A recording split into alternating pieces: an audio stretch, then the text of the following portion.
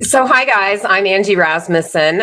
We are here to watch the the CDC director nomination hearing, as well as the ASPR nomination hearing. I'm sorry, I'm a little disorganized this morning because I wasn't actually going to even do this. I wasn't feeling super hot right today. But you know what? I'm here and we're ready to go ahead and watch this. Um, Let me just get myself situated here. And I apologize also because I have a little dog who is sitting under my feet and trying to lick me constantly, and it's really annoying. So I'm just trying to get myself together here so that we can go ahead and watch this exciting broadcast of this hearing. So I don't know what that was. That was like a roll call. I think for this, the Help Committee for the Senate is meeting today to talk about Dr. Erica Schwartz, who is the nominee for CDC director. Just to give you a little history on the CDC director, refresh your memory a bit, perhaps. About a year ago, at the end of August, RFK Jr. fired CDC Director Susan Moneras, who, from everybody's accounts of this, served in that role for a very short period of time, but served with integrity and was fired because she refused to essentially rubber stamp all of RFK Jr.'s anti-vax bullshit. So we haven't had a CDC director since then. Jay Bhattacharya, the NIH director, who is a health economist with zero experience in disease outbreak response or anything else that really is within the CDC's purview other than health economics and I guess technically epidemiology. Jay Bhattacharya has been serving as the acting director of the CDC, even though technically there is no acting director of the CDC because he was in that role a little too long, and you're actually not allowed to be in that role forever. But he's just continued to call himself the acting director of the CDC. So he's like the acting director of the CDC. Anyways, finally, they found somebody who is just, I mean, really, she seems qualified. She's not an anti-vaxxer. She doesn't seem crazy. She's served in the Coast Guard, has a record of distinguished military service. She seems, by all accounts, to be highly qualified. She was previously the deputy surgeon general. So, you know, it's pretty exciting. I think that we finally are going to have a CDC director, and it's also pretty exciting that it's somebody who's actually competent. So that's a refreshing change of pace. And I do think that that is because the CDC is effectively not functional. So it doesn't, to some degree, matter who's in charge of it. But I think, you know, for the sake of the midterms and things like that, they are going to want to have a CDC director who most people aren't going to look at and be like, this person's totally, completely unqualified. So, you know, that's where we're at with the CDC director. And I'm going to go ahead and put the screen back up here when the committee comes back in. Right now, there's nothing going on, and it's just a short recess, according to the Senate's website. So I'll put that back up there. Now, the other guy that I want to talk about is this is a dual hearing. It is two people. It is Erica Schwartz, the director for the CDC's nominee. And then it is a guy named Sean Kaufman, who has a master's in public health. He's, I think, kind of a biosafety infection control guy. He's nominated for the administrator of strategic preparedness and response, so ASPR. Now, ASPR, a lot of people don't necessarily know what ASPR is. ASPR is essentially the part of HHS, our health agency that is prepared for different emergencies. So ASPR maintains, for example, the Strategic National Stockpile of medications and vaccines.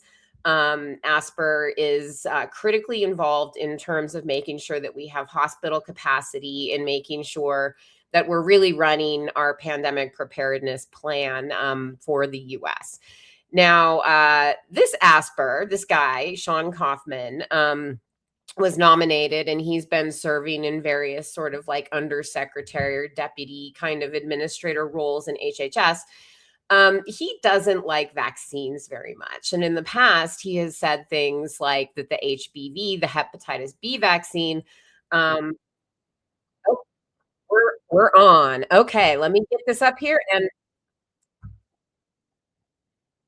last time we had some sound problems. So do let me know. I'll be checking the comments today. Take it away, Bill.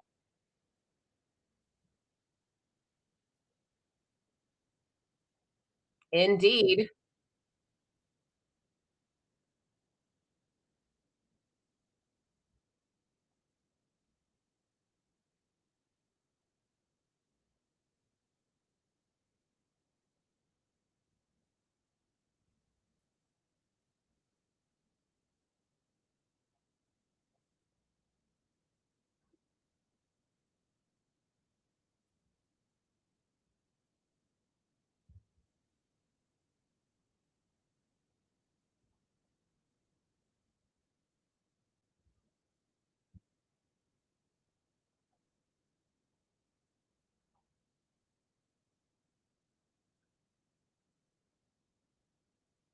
Mhm.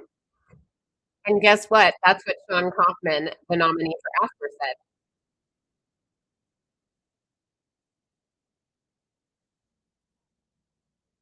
I don't know, Senator Cassidy, you tell us. You got primaried because of it.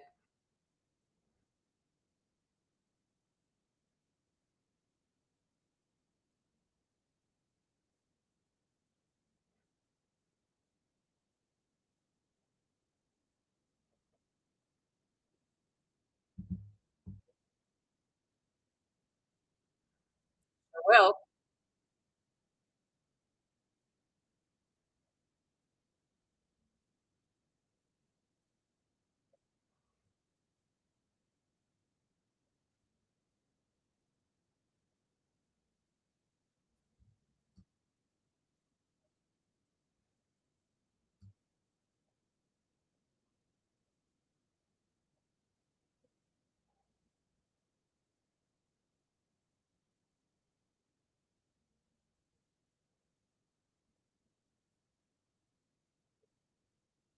no, we actually did think it was gonna spread that widely, Bill, but point taken.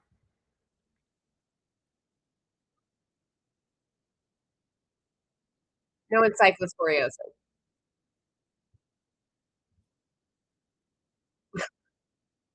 That's true, and it's a parasite.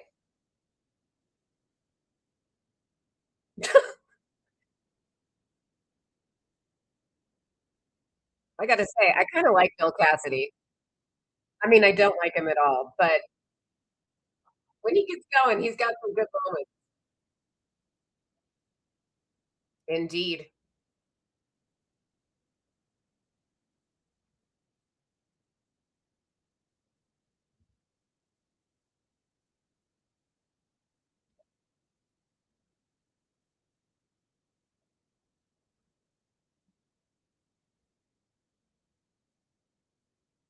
Here we go.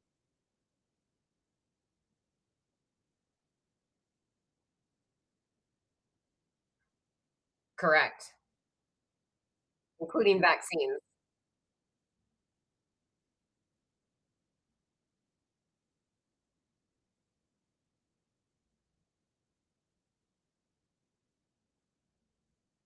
Sure did. Guess what other vaccines John Kaufman doesn't like? mRNA vaccines.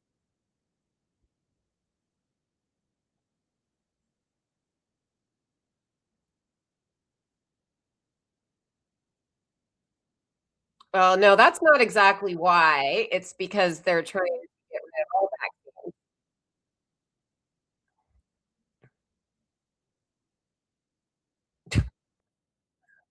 Lying will do that.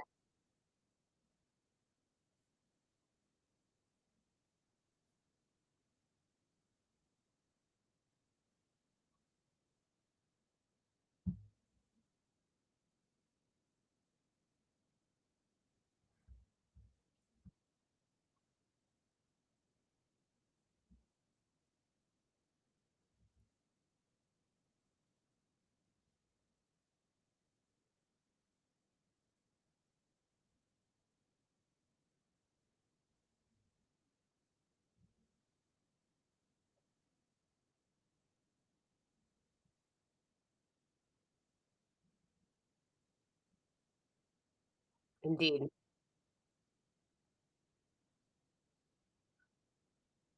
At any point. No, it sure isn't. My uncle showed that in 1985.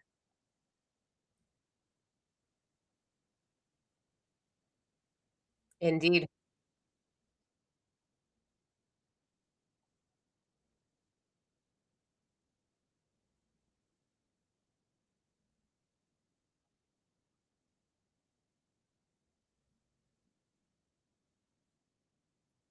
About time.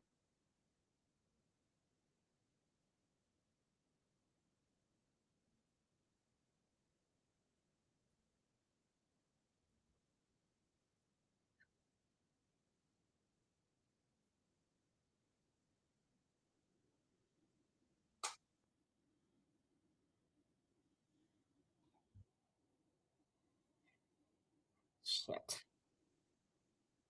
Okay, guys, I see that I'm having the same sound problem that I was having before. I'm gonna try to fix this.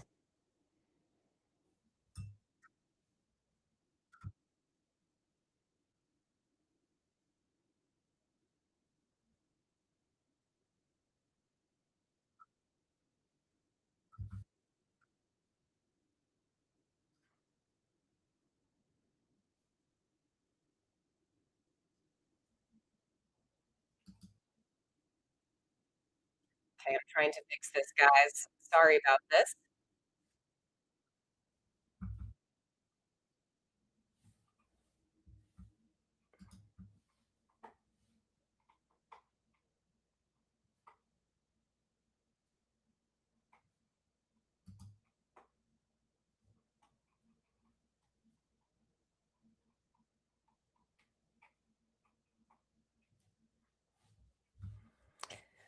I hate this, guys. I'm so sorry that the sound is causing so many problems. This is clearly my streaming software, and boy, do I get annoyed with this. I really, really do not like it. I'm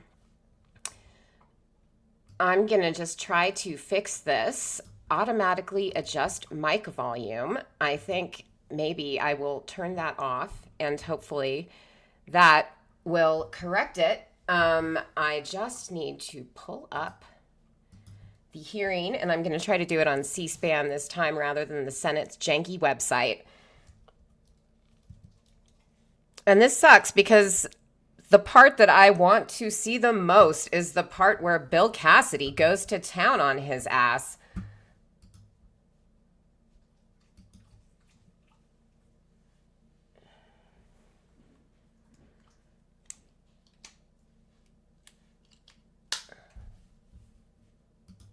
For protecting the well-being of the American people. And that was the reason that she was fired.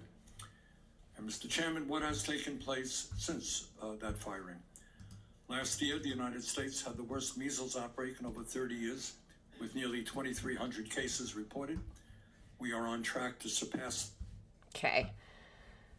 All right, so that was Bernie in the background talking, and he's still here. I'm going to try to pull this up right now. 3 people died. Now an Ebola outbreak is spreading in the Democratic Republic of the Congo and Uganda, with over 1,900 cases and over 700 deaths reported. It's the third largest Ebola outbreak ever reported, and no treatment or vaccines exist yet for this strain. In the United States, vaccination rates are falling. I see. I didn't share the system audio. That was the problem. Getting sick and dying from illnesses that vaccines could have prevented.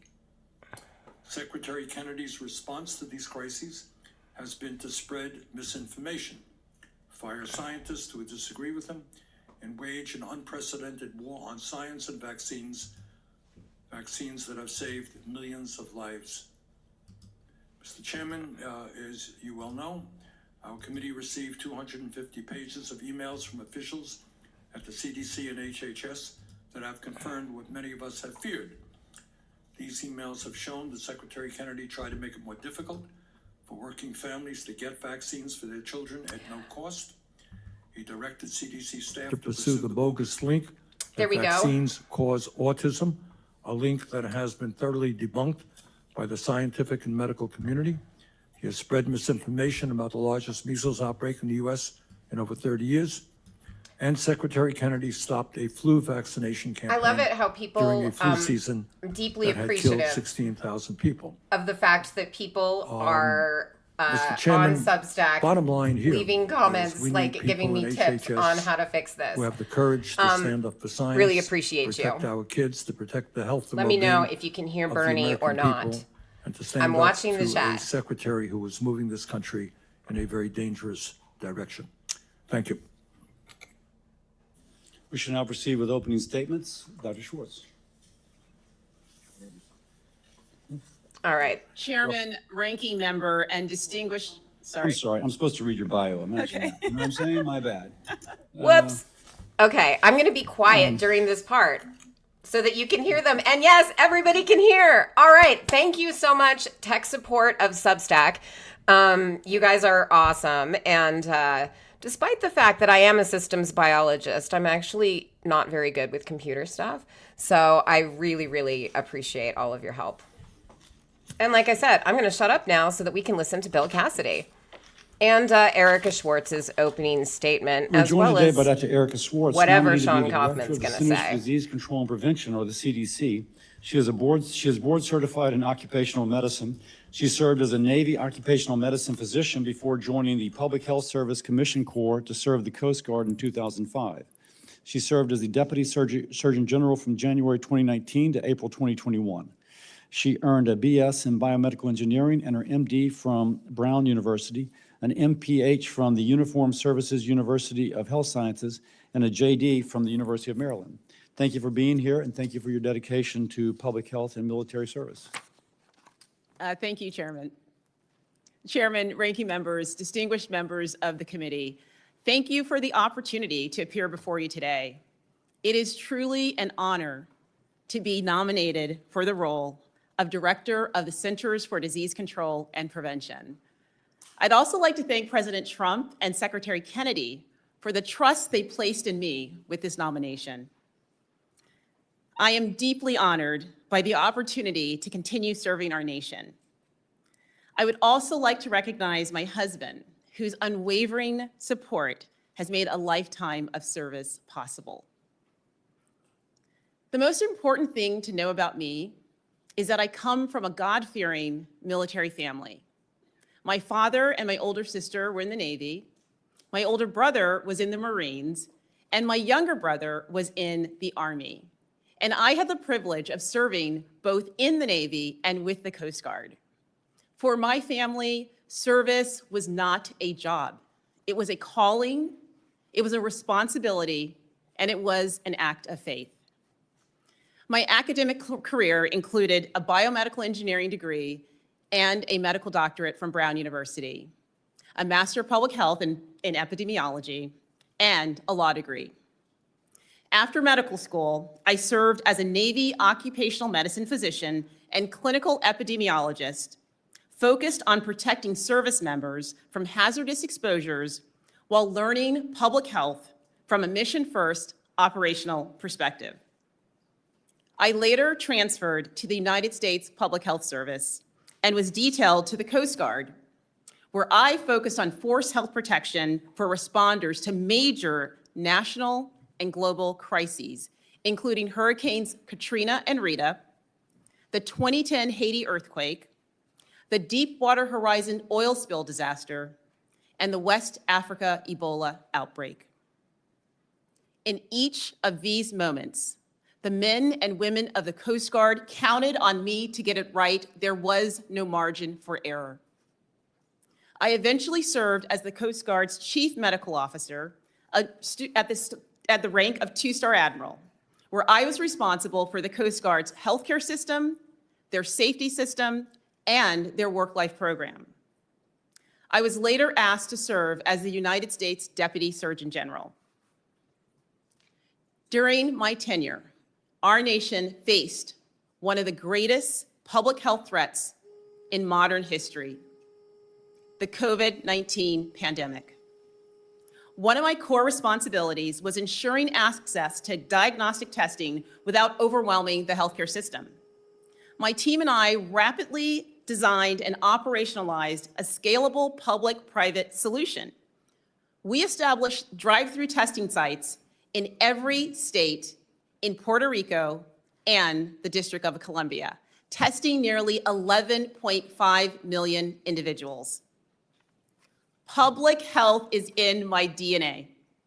I'm here because I want to continue serving our nation and because I believe deeply in the mission of the CDC. If confirmed, my first priority will be restoring trust in public health institutions through radical transparency and unwavering scientific integrity. As CDC director, my sacred responsibility is to provide the American people with public health guidance that is clear, honest, and evidence-based. I will never betray the science. Second, we must modernize the CDC into a near real-time public health enterprise capable of detecting threats early and responding faster. 21st century threats require 21st century systems. Third, we must empower states, tribes, local communities, and territorial partners as the operational backbone of American public health. Public health works best closest to the people. The CDC should provide tools, embedded expertise, operational support, and funding flexibility, not rigid top-down control. The CDC is home to an extraordinarily talented and dedicated workforce. If confirmed, I would support them, empower them, and ensure they have the tools and leadership necessary to succeed. At a time when trust in institutions has been challenged, we have an opportunity to restore confidence, strengthen scientific integrity, modernize our systems, and refocus on the CDC's core mission, protecting the health and safety of the American people.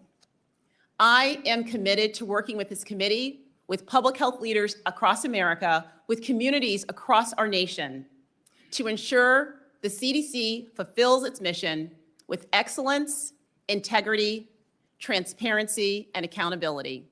Thank you for your consideration. I look forward to your questions. Thank you, Dr. Schwartz. Okay, she sounds pretty next. good.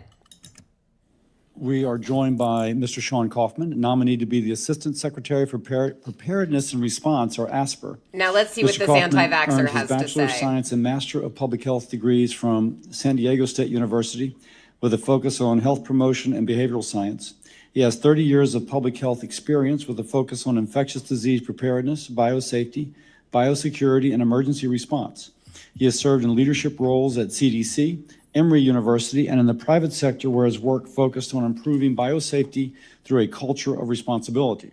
He also founded Safer Behaviors, a firm that delivers behavioral-based training to clients globally. Thank you, sir, for being here. We look forward to hearing from you. No, we don't. Thank you, Chairman Cassidy, Ranking Member Sanders, and members of the Senate Help Committee. Thank you for the opportunity to appear before you today as you consider my nomination to serve as Assistant Secretary for Preparedness and Response at the Department of Health and Human Services. I am deeply honored by this nomination and grateful to President Trump, Secretary Kennedy, for their confidence and trust. Most importantly, I thank God and my family. I'm especially grateful to my wife, Jacqueline, my daughter, Jamie Lynn, and my brother, Kevin, who are with us today. I also want to recognize my father, a retired United States Marine Corps officer, my brother, a retired FBI special agent, and my son, Aiden, who currently serves as a United States Army aviator flying Black Hawk helicopters. Along with my son, Sean Patrick, my family has dedicated their lives to serving this nation in different ways. Their sacrifices and those of my mother have been greater than anyone should ever have to bear in support of my career in public service. Their love, encouragement, and unwavering support have made this moment possible. I am forever grateful. I am equally thankful for my mentors, my colleagues, and friends who have shaped my career. I also want to recognize the extraordinary men and women who protect America's health every day, some of which are engaged with Ebola overseas. From ASPR, CDC, all of Department of Health and Human Services, the Department of State, to healthcare systems, laboratories, emergency responders, and organizations like Samaritan's Purse, these professionals stand between crisis and recovery. Today, as Americans continue supporting response to Ebola overseas, they remind us that preparedness is never theoretical. It's lived every day through service and sacrifice. Just have to say that I'm going to have For some more than things to 30 say about years, this. I have dedicated my career to protecting people from biological threats. My work began during the HIV/AIDS pandemic and has included responses to the September 11th attack, the 2001 anthrax attacks, SARS, H1N1, Ebola, and COVID-19. I led preparedness efforts for the Emory University Ebola Treatment Unit, which cared for the first Ebola patients treated in the United States and deployed to Liberia and Nigeria through the West Africa Ebola epidemic in 2014. Throughout my career, I have worked to strengthen preparedness before disasters occur and improve responses when they do. I have seen firsthand the life-saving impact of vaccines. Let me be clear, vaccines save lives. They are safe and effective and remain one of the most important tools in public health for preventing infectious diseases and protecting the American people. Somebody's been getting some good The threats coaching. facing our nation continue to evolve.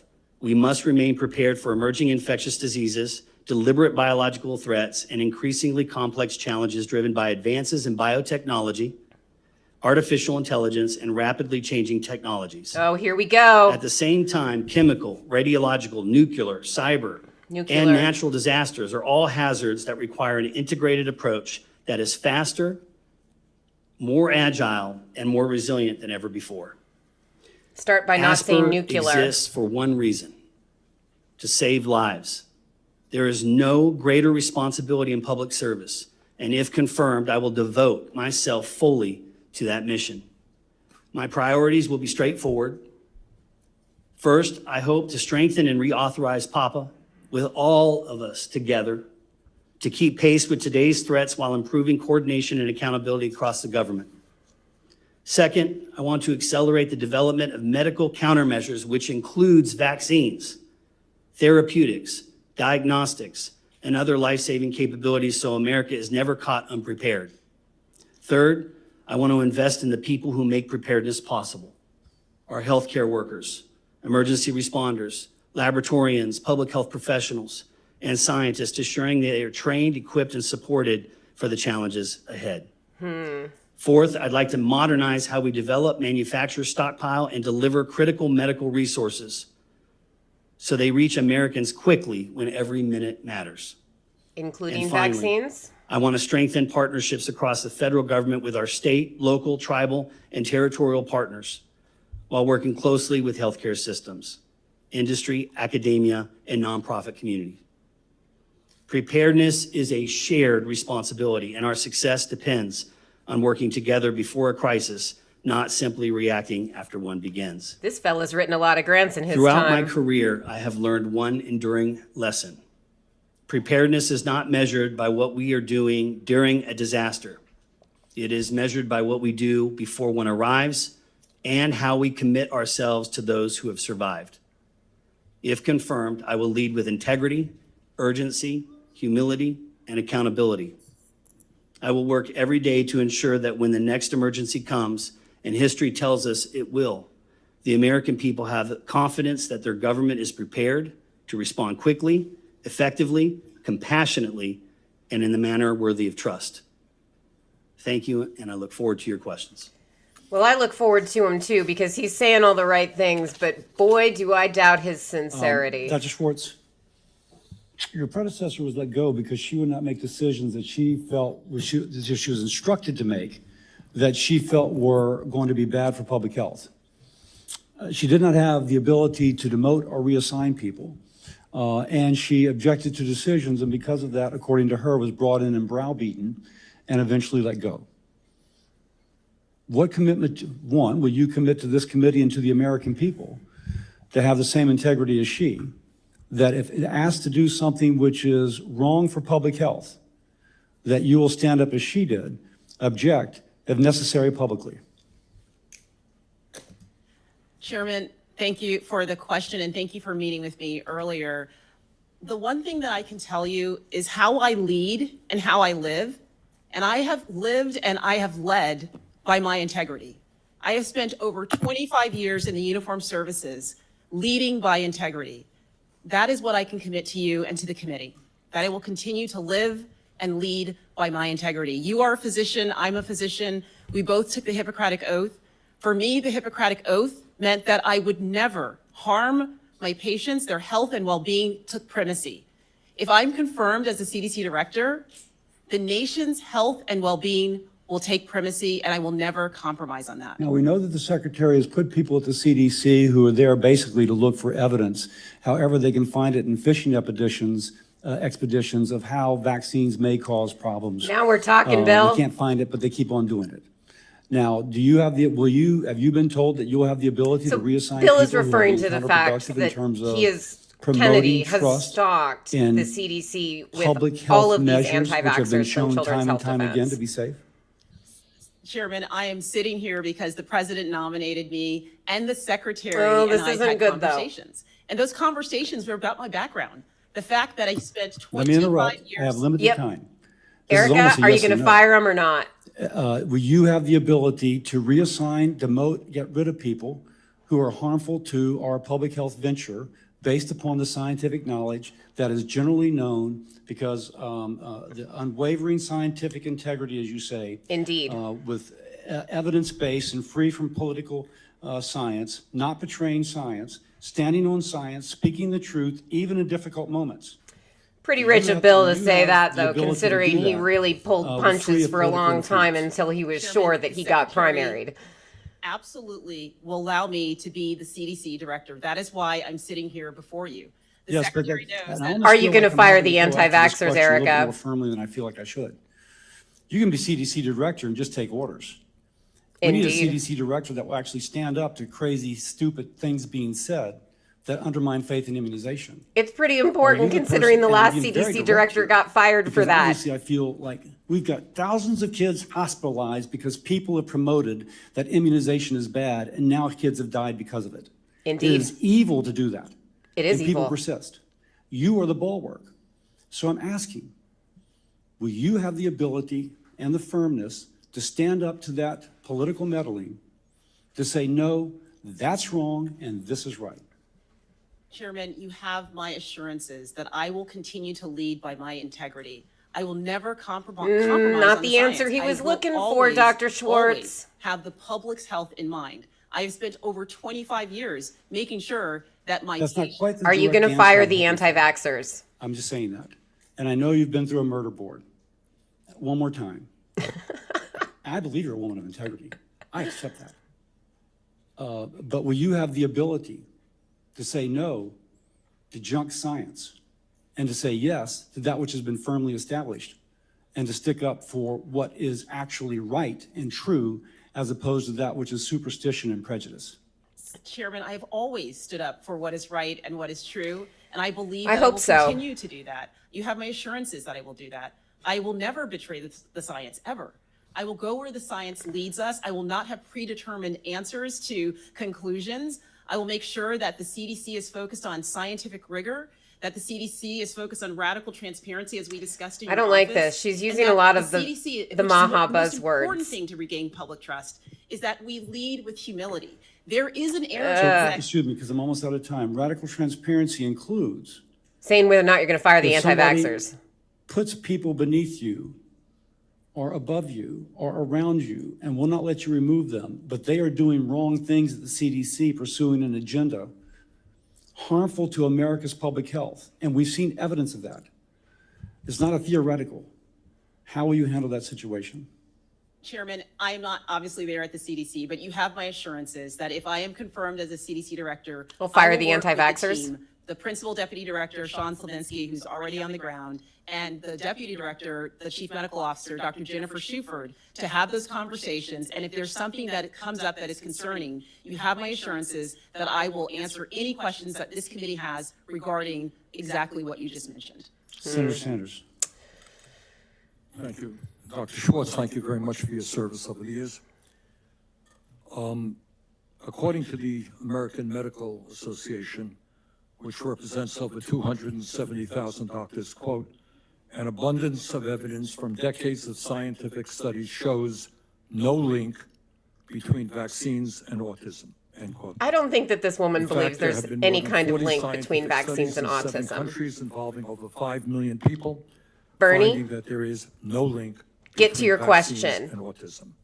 And yet today, the CDC has published false information on its website suggesting that childhood vaccines cause autism. Dr. Schwartz, do you agree the existing scientific evidence shows vaccines do not cause autism? If confirmed, will you commit to removing information on the CDC website suggesting a link between vaccines and Now autism? that's the right question, Bernie. Senator, we do not know what causes autism. No, that's One not in true. 33 children have a diagnosis of autism spectrum disorder, and we owe it to the American people to figure out why. The president We has know that it's asked because of Secretary Kennedy genetics. to find out what is causing. Look, I don't have a lot of autism. time, and we all want to You've find got the to be cause kidding of me. autism. The Okay. evidence is overwhelming. that Thumbs down on vaccines Erica do not Schwartz, in my cause autism. opinion. Do you accept that evidence? I do accept that evidence, Senator. If So? confirmed, will you commit to removing information on the CDC website suggesting a link between vaccines and autism? If confirmed, Senator, you have my commitment that I will look at that exact website. I have not seen that. I How will could speak you have with the not Secretary seen that to when you're understand looking But for the this job? Secretary has put that stuff That up literally there. was I'm unbelievably asking famous, you and it was is will addressed you by the Help remove Committee. This very information that committee. suggests a link between vaccines and autism. Senator, I have been in many situations where I have had to go to my superiors in the military to have conversations, very difficult conversations about things that may not have been that may have been concerning to the troops or to the military personnel. And I will do the same with the secretary. I will go to the secretary. if Sergeant there's Trump, something- I just have a brief amount of time. In August of Nobody last gives year, a shit that Secretary you're gonna, like, Kennedy's talk Chief of back to Staff- Kennedy. Chief of Staff sent an Okay, email are you gonna to the take it off the previous website or CDC not? Director demanding that, quote, CDC political leadership all have eyes on the decisions for approval changes before they go into effect, make America great, end quote. Indeed. Within days, the CDC director was fired for failing to approve Secretary Kennedy's anti-vaccine agenda. Dr. Schwartz, if confirmed, will you commit that you will report to Congress if you receive directives from Secretary Kennedy or any other individual in the Trump administration to implement policies that are unscientific and could harm the health and well-being of the American people? Senator, I do not believe that the president or the secretary would ever do what you just mentioned. But you Really? do- Really? Do you think that is the record? He would not do that? You, Is that what you're saying? you don't think that Trump or Kennedy Senator, would do I do that? not think that the secretary or the president would ask me to do something like that. He literally did that with the last CDC Thank you. director. Mr. Kaufman, in 2022, you said that, quote, you would rather perish, end quote, than have any of your 3 children, quote, receive an injection of the COVID vaccine where the risks soundly outweigh the benefits gained, end quote. Now here we Is that go with Kaufman. Is that a true statement? He thinks vaccines Yes, it is, save Senator. lives, but not all of them. And yet in 2021, President Trump called the COVID vaccine, quote, one of the greatest achievements of mankind, end quote. I don't usually agree with President Trump, but it certainly was a great achievement. I'm So right who's there with you, Were Bern. right, or was President Trump right? Senator, I think we are both right. If I may explain that, because I think there have been several things, and Chairman Cassidy alluded to it earlier, that have been mischaracterized. Oh, My I children, see. thank It's a God, big are young and misunderstanding that healthy. I'd rather die than give my And kids a right COVID before that vaccine. post, I had taken them to a Kroger, looked at antibodies, and they were all antibody positive for COVID-19. What? And the risk-benefit equation for my children didn't exist. However, and this is very important, and I want to mention Trish Lawrence. Wait. Trish Lawrence is my This guy went and got them wife's mom, who recently passed away from serologically PLS. tested at a She had a Kroger, condition, a very and his serious kids had condition during antibodies COVID. to COVID, And I recommended And so- not only for Trish Lawrence, but her husband Frank Lawrence. so he doesn't think they to need a get the vaccine and he'd COVID-19 rather vaccine die than because give it was them very one. appropriate in that circumstance. I believe 100% that vaccines are safe and What effective. the and fuck that is we this should have story? conversations with Trish our and Lawrence? physicians Like, what is he to make talking a about? determination on which and what is the best risk-benefit equation for that patient. Thank you. But you're not a doctor. And, like, honestly, if I took my kids to a Chairman, Kroger thank to you. get them antibody And, tested for Dr. COVID and they were Schwartz, Mr. Kaufman, antibody thank you for being positive, meaning here they'd had and, COVID, your willingness I don't to think my serve. first response would be A lot of like, I'd rather discussion die this than morning, vaccinate them. About vaccines and vaccine policies. Know that I share the concerns that the chairman has outlined with what happens. to Alaska an had the erosion highest public rate of trust when childhood we have, hepatitis B and hepatocellular decisions carcinoma that are of any advanced country or that any do state not in the appear country. to follow So Lisa the science. Murkowski is I have also a mentioned big fan of the in this committee hepatitis B multiple vaccine. times, My uncle the has spoken example with her about it that, on numerous Alaska occasions set because some he is in fact a decades ago. hepatologist who lives We in had Alaska historic, and eliminated very, hepatitis very B from the high, indigenous population there hepatitis by B vaccinating rates, the children, highest in the nation, including with the particularly universal birth in our dose, Alaska Native ever communities since and the with vaccine was Alaska Native available in the children. early 80s. And they embarked on a very ambitious, aggressive campaign, but effectively through screening and vaccination and sustained universal newborn immunization, they have virtually eliminated hepatitis Yay, B Uncle transmission Brian in these, McMahon, my communities uncle, is who and Lisa prevented Murkowski new is talking cases about right now. of hepatitis B liver-related causes. Did a great service cancer, to the American which, people, again, the chairman and especially has to the mentioned. indigenous And communities I that look were to horribly that as just affected one by hepatitis extraordinary B. example of the value. And I know that, Mr. Kaufman, you have made statements previously as it relates specifically to the hepatitis B vaccine. Get 'em. And my question to you this morning is whether you agree that the hepatitis B birth dose remains an important tool for protecting high burden and rural states such as Alaska. Senator, thank you for the question. And to give you an answer other than yes, I will tell you that all three of my children, who I love more than anything, have received the infant dose of the hepatitis B vaccine. Right, because your children are like in their 20s, these are and important 20 years because, ago, it wasn't a politically important These position to types be of, anti-vax. clarifications are important because you see reference that unless you are a drug user or sexually, your concerns about sexually transmitted diseases. But again, when we're talking about those vaccines that can be given at birth that can prevent these horrible deaths, I think it needs to be made clear. We get back to the issue of how do we establish public trust here. Indeed. I mentioned. Although I gotta many say, of our Lisa tribal Murkowski, you do a lot of communities, good talking and, about this, but we when it face actually in comes the to state doing of it, Alaska, you don't challenges when always it comes take to, action. to public health emergencies, natural disasters. It requires our tribal communities to rely on close coordination with ASPR, with the Indian Health Service, tribal health systems, the Public Health Service Commission Corps, which I appreciate your leadership there, Dr. Schwartz. But there's just a lot of challenges. The challenges come with geography, limited health infrastructure, workforce shortages. And so directed to you, Mr. Kaufman, how could you envision strengthening ASPR's partnership with IHS, the tribes, and the Public Health Service Commission Corps to ensure that we're able to respond timely and get effective support, because this is where we see the lags.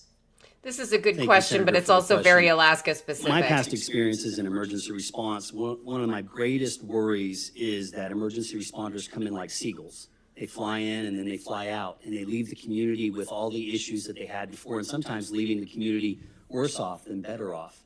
And hearing Dr. Schwartz talk earlier, she has said that public health is always local, and I will say that emergency response is local as well. When something goes wrong, Well, the community knows sort of by best. necessity. And it's always a great strategy to let the community lead during emergency situations. So my plan would be to come in, strengthen existing partnerships, ensure that individuals are empowered to respond, and that they can serve their Okay. communities as they see fit. Like, this is a meaningless answer, though. Like, how do you do that?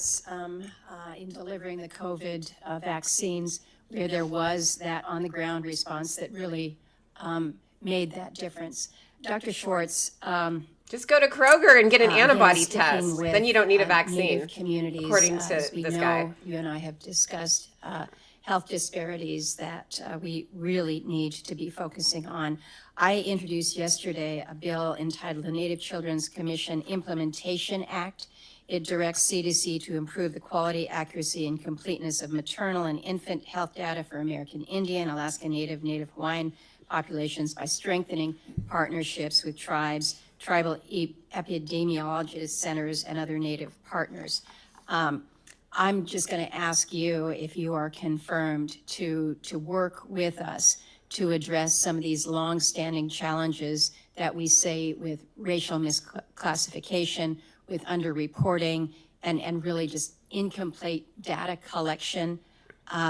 We have to do a better job as we're addressing maternal mortality issues and ensuring that This is the real problem with Lisa Murkowski. Like, she talks about all this stuff, and like, yes, I agree with you. We do need to do a better job about all of this stuff. Senator, you have my commitment. But she never like really names what the problem is. Exactly what. And right now, it's not just because there's like there's racism. It's because of specifically who's doing the racism, and it's like the government. And I know we have more work to do. Thank you, Mr. Chairman. Thank you, Senator Murkowski. Now, Senator Baldwin. Thank you, Mr. Chairman. Mr. Kaufman, I have been seriously concerned by Secretary Kennedy's repeated actions to limit the use of vaccines and spread misinformation. Well, I've been around concerned the about it safety too. and efficacy of vaccines. Investing in new vaccines and innovative vaccine technology is critical, particularly during an Ebola outbreak and global health emergency.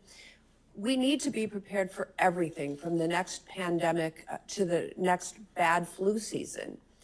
So I'll start with what I hope will be an easy question for you. Mr. Kaufman, do you believe that mRNA vaccines, including the COVID-19 vaccine, are safe and effective? Yes or no? He said Senator in his Baldwin, opening yes, I statement do. that he did. Thank you. I'm not going to get him on that one.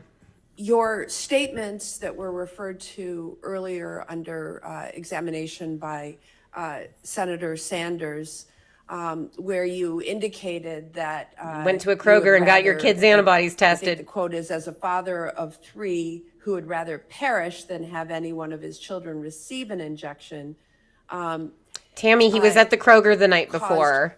a lot of concern, and I think you're going to have to do some strong work to clarify your views on this topic. I'm going to ask the same question to you, Dr. Schwartz, but first I want to thank you for your service to this nation. Dr. Schwartz, do you believe that mRNA vaccines, including the COVID-19 vaccine, are safe and effective? Yes, she does. Senator, thank you for meeting with me earlier. I do appreciate that. I will say for the record, you do have the most beautiful office in the Senate. That being said, I do believe that mRNA. You're all welcome. Has she seen everybody's office? I do believe that mRNA technology is safe and effective. Thank you. I appreciate that. Unfortunately, vaccine policy is just one example of political interference that you've heard Just one. several senators reflect upon in public health decision within vaccines, there's that multiple we've seen examples of during this. administration that impacts the safety of Americans. This spring, a study about the effectiveness of COVID vaccines was suppressed within the Department of Health and Human Services. Podcast Jay Public strikes health, again. Grant awards now undergo a political scrubbing before they are awarded. The administration And that's has only going to now get worse, but I don't proposed think adding that there's a new anything she can office do about that. to formalize political review of CDC actions. If that isn't bad enough, a recent OMB proposed rule would create a government-wide mechanism requiring political review of every discretionary grant. Commissars at every agency. Restrictions Just on like in what the good old funded Soviet Union, researchers can publish because we're and communists. expand the government's authority to terminate grants on a whim. We need a CDC This is director where Russell that Vogt, can the OMB demonstrate director, is independence trying to give from political himself, and I hope you all decision-making left and the comments, willingness to I stand certainly up, did, when trying to necessary give to himself Secretary Kennedy. exclusive control Schwartz, you've of the said entire many federal times that one budget, of your top basically goals as CDC director in would be direct to bring back violation of the trust appropriations to the clause of the CDC. Constitution. How do you go about accomplishing a goal like that if the views of scientists can be overridden by political appointees? How would you operate in an environment, as I've just described, where there is now going to be a very good question, Tammy. political scrubbing of every discretionary grant from the agency? Senator, thank you for the question. As you heard in my opening remarks, restoring trust to the CDC is my number one priority. And I look at it in three ways. The first thing that I must do, that we must do, is to go where the science leads us, no matter what. Scientific integrity is core. The second thing is that radical transparency, and a lot of folks don't understand what radical transparency means. I And don't. the way I think about radical transparency Because it is usually when means I the was opposite in this with the Coast Guard, administration. I was the medical unit leader in Deepwater Horizon, and there was a lot of confusion on the ground. I had a pilot who came up to me, and he was very concerned about his exposure to the dispersants that were being used. And he asked me, Doc Schwartz, am I going to get cancer? If I get exposed to this corrects it. And the radical transparency that I had to utilize was to tell him that I did not know. I didn't know if the mixture of Corexit, dispersants, the toxins in the water would cause this individual to have cancer long term. But what I did tell him was, A, I didn't know, but he was going to be enrolled in a long-term surveillance program so that if any health effects happened, we would know it. And that assurance, even though I didn't know the answer to his question, that assurance was enough for him to complete the mission effectively and successfully.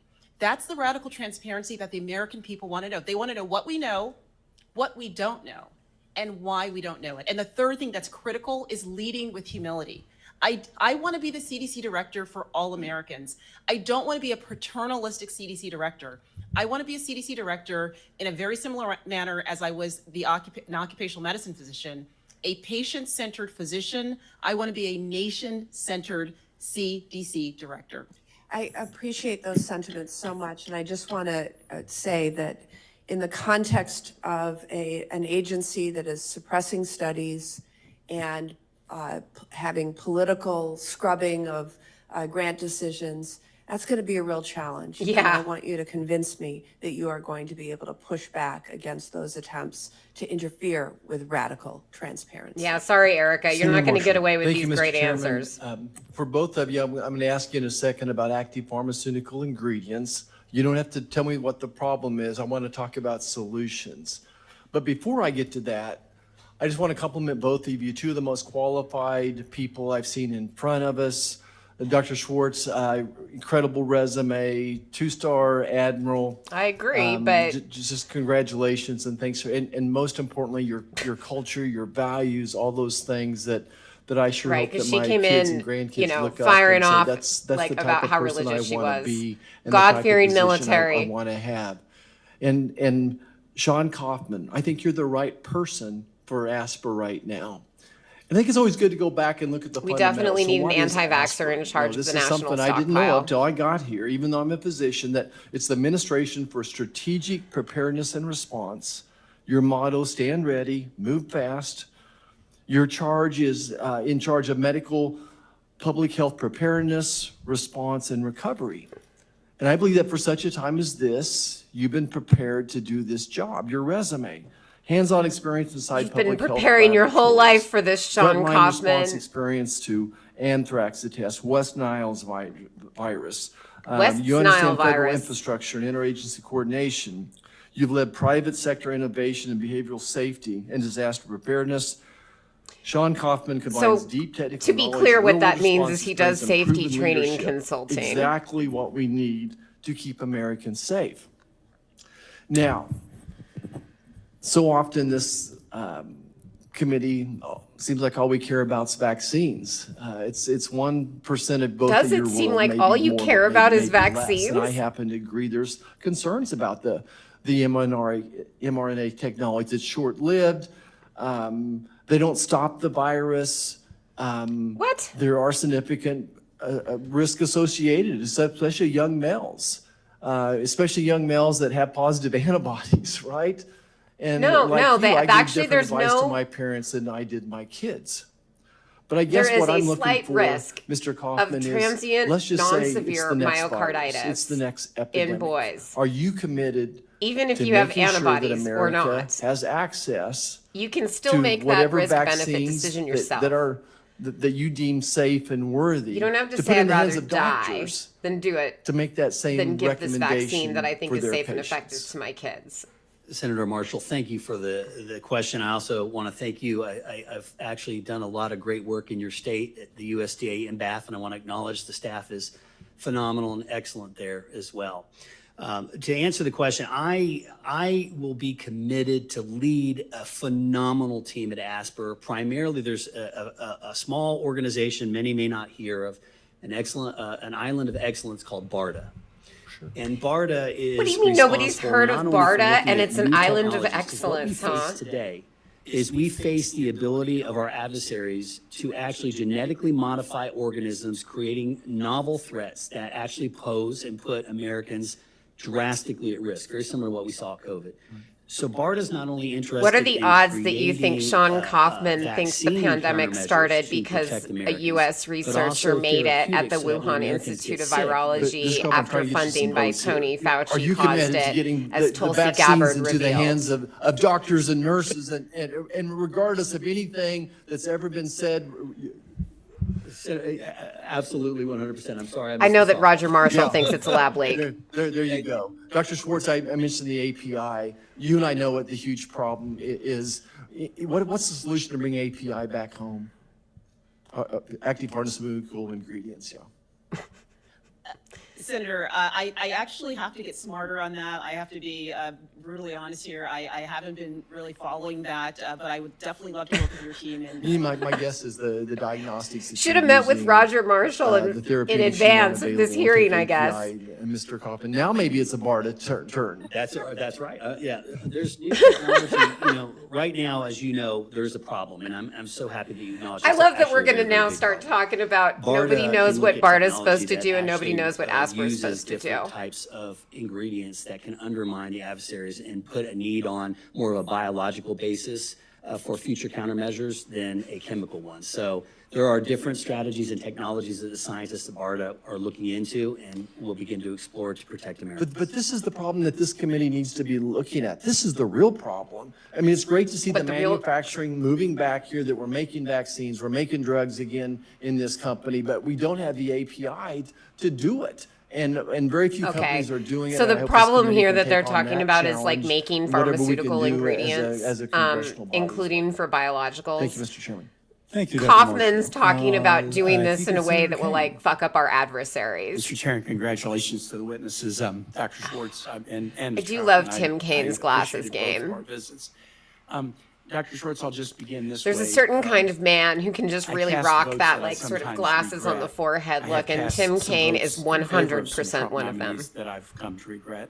But I've also come to regret a vote that I cast against a Trump nominee, and it's the predecessor, Dr. Menares. She was before us, and I thought she was very qualified, but I wondered whether she would have the backbone to stand up to political pressure. And She it's sure interesting, did. Senator Sanders asked a question that I think I asked in almost the same verbiage.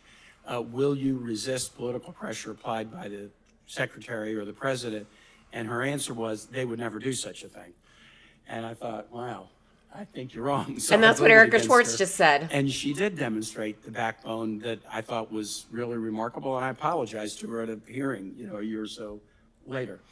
Your answer was almost exactly the same as hers. I don't think I'll ever get asked to do such a thing. Now, look, that's kind of a theoretical, hypothetical question. So actually, I'd kind of like to ask one that is not theoretical or hypothetical, but that's a very live issue right now. And it deals with tobacco and the Office of Smoking and Health at the CDC. Oh, you mean the In office that April was, I think, mostly 2025, closed? The entire Office on Smoking Health was eliminated. There you Now, go. this is an office that is in statute, and it's an office that receives congressional appropriations, but the Trump administration eliminated it. The contractors supporting the office were fired, And the employees who have lost their jobs, actually, they've been on administrative leave getting paid for not doing their job while the legality of their firing is being contested in court. The elimination of the CDC's office has weakened the nation's longest-standing Indeed. tobacco control infrastructure. And I want people to meanwhile, the understand tobacco too that industry this is is the filling the mechanism void. by which They're they're eliminating expanding this their stuff. influence They through the eliminate FDA it, they go to authorization court, and process. maybe it gets So, as an added back, example, but by the in time May, it does, the FDA authorized can't add 4 back. flavored e-cigarettes, the flavors that attract kids to use e-products, mango, blueberry, and others, directly appealing and I think addicting young people. In May, the FDA issued enforcement guidance stating that it wouldn't prioritize enforcement products that have not been approved, so long as they have a pending application that's been accepted for review. So there's been a real effort to dismantle 40 years of tobacco control infrastructure, particularly as it goes to this issue of young people. So here's what I want to know. You don't have any role in the FDA process, and I get that. But if confirmed, will you commit to spending congressionally appropriated dollars for the Office on Smoking and Health on fact-based For tobacco what control Congress wants you to programs spend it free of on. tobacco industry influence? That's how the And Constitution bring says back that the a money is supposed sufficient to be staff spent. infrastructure to make sure that you can carry out the mission for which Congress appropriates funds to the CDC. Yep. Senator, thank you again for meeting with me earlier, and thank you for the question. As a board-certified occupational medicine physician, you are speaking about something that is near and dear to my heart. I ran the health promotion clinic when I was in the Navy at the Naval Health Clinic in Annapolis, and the number one thing that I focused on was smoking cessation. As you know, smoking has so many significant adverse outcomes, whether it's cardiovascular disease, whether it's COPD. Yes, we whether it's know. Are certain you going to types of open the office cancers. back up and spend So money I on am it? very much concerned that what you just mentioned, I was not aware of, that is happening. You have my assurances that Erica if I am Schwartz confirmed as the has, CDC like, director, that I will work with your paid no team, your attention staff, to what's and work with happened at you the to CDC, understand and yet if she's we are supposed to appropriated be for this particular its office, director. why we are not, in fact, I didn't having know that that office the being, CDC was saying actively that autism might why be it caused hasn't by been done is one thing, vaccines. but going I didn't forward, know so that we they have both closed of the the smoking leaders of the office. I Appropriations didn't know Committee that all on this shit was committee. going So Senator on. Murray is the lead Democrat, the ranking member, Senator I don't think Collins the is president would chairman. ever ask me to And fuck when up they the appropriate money CDC. and Congress I don't votes think on it's an very political appropriation, there. We I'm get just the gonna stand behind the appropriations power in the science. Constitution. It's not a presidential power. Yeah. Congress writes the budget. Congress And so does write the my budget. expectation of a CDC It's called the director is if we vote on appropriations an clause. appropriations bill that says, here's the money for this office at the CDC. I don't care if it's the secretary, the president, or some blogger saying, well, we shouldn't spend the money. Once Congress Some votes for blogger. it, it's the law. And I would just like to know, will you follow the law if we appropriate money for this mission at the CDC? Senator, I will always follow the law. Thank you for that. My time is up. I'm going to just say one last thing. You and I had a good visit about the routing of commercial aviation from nations that are experiencing the Ebola outbreak into a few airports in the Oh. country, including Dulles. Well, now And we there's been need a to make complete sure that travel those who ban, are so no Dealing worries. with travelers from these nations have public health expertise, but also there's a lot of employees at Dulles, and I imagine at the other 3 airports, who have their own questions. And you committed to me in my office that should you be confirmed, you would make sure that the CDC gets to these locations where folks are coming in to try to have forums and provide information to whether it's the air traffic controllers. Wait, so flight you're like attendants, routing folks who work Ebola in the flights retail into establishments, Dulles? in the means of And like the radical CDC transparency, isn't we wanna be able to explaining answer anything folks' about questions, this and to I people? appreciated your Like who work at response. Dulles? It's just Thank like, And you still have my commitment. here comes your Ebola flight. Understood. Thank you, Mr. I mean, Chairman. not that there's actually a huge risk of Ebola Kaufman, on Dr. this Schwartz, flight. It thanks means for flight joining from us today. Africa, but I have still.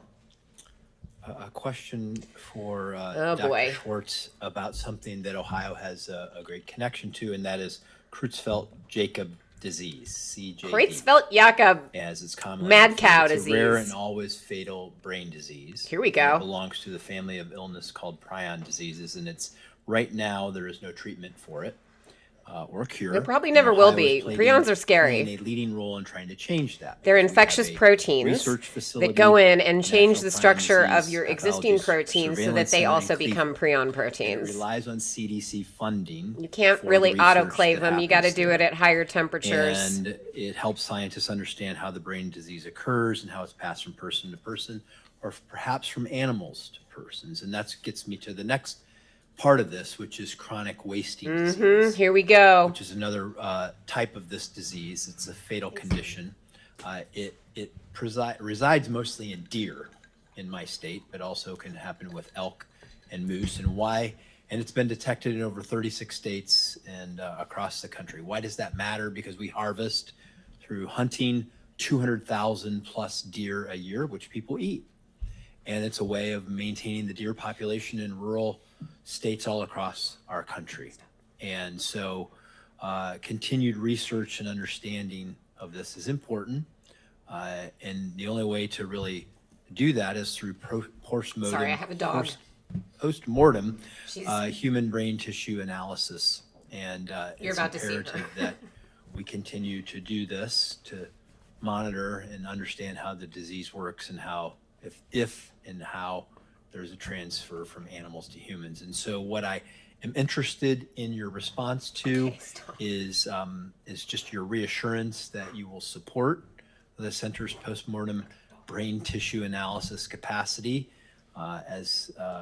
and as we have more research and done on this, that you would support additional research support if there's a backlog in this development of the postmortem analysis, and that you will ensure CDC effectively coordinates between itself and state health departments and others who are working on this to identify the laboratories and the research that's looking into this to make sure that we're controlling this disease and understanding it better.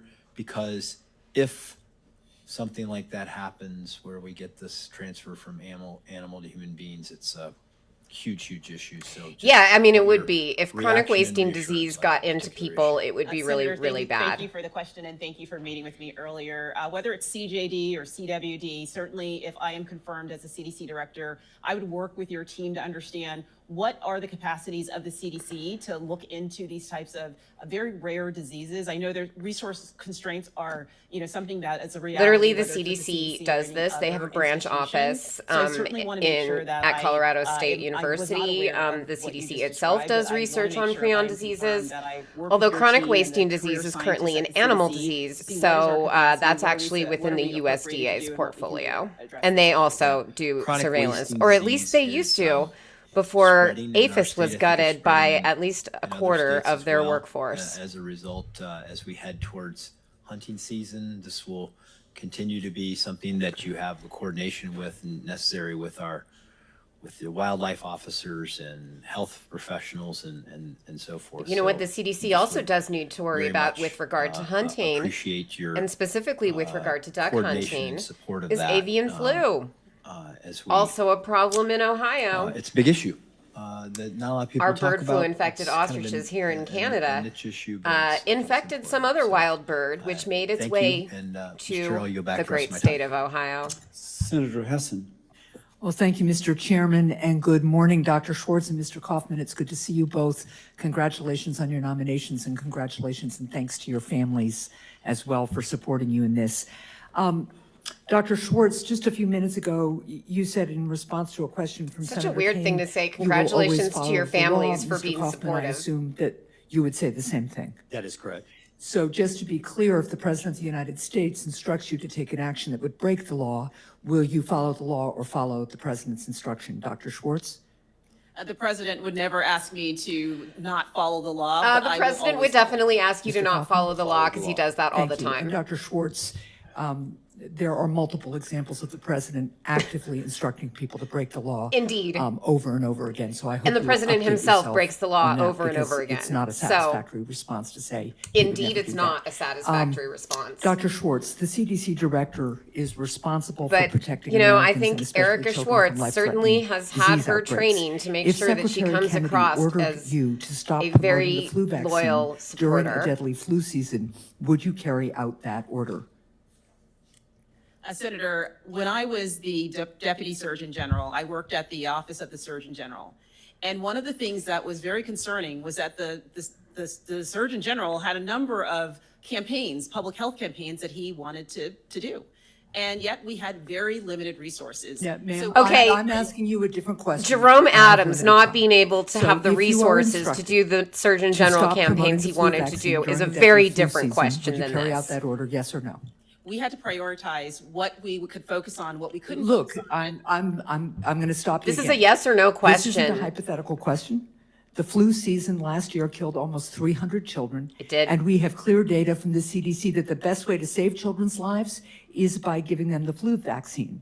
Nevertheless, in the middle of the deadly flu outbreak last year, Secretary Kennedy personally directed the CDC to immediately stop all promotion of the flu vaccine. It was a from including wild to mild promotion campaign. campaigns that were already planned and paid for. And So the I wanna give you a emails about chance this to answer again. If the are secretary straight up ordered you Orwellian. to stop promoting the flu vaccine during a deadly flu season for children, Would you do it? carry out that order? Yes or no? So Senator, I don't speak in hypotheticals, but I. This isn't a hypothetical. It happened. I've happened. got the email if you want to see it later. So yes or no? Are you going to protect our kids, or are you going to follow an uninformed Yeah. order? Good for from you, the Maggie. secretary? Senator, I will always protect our children. I So will you protect you the would health of- refuse that order? Yes or no?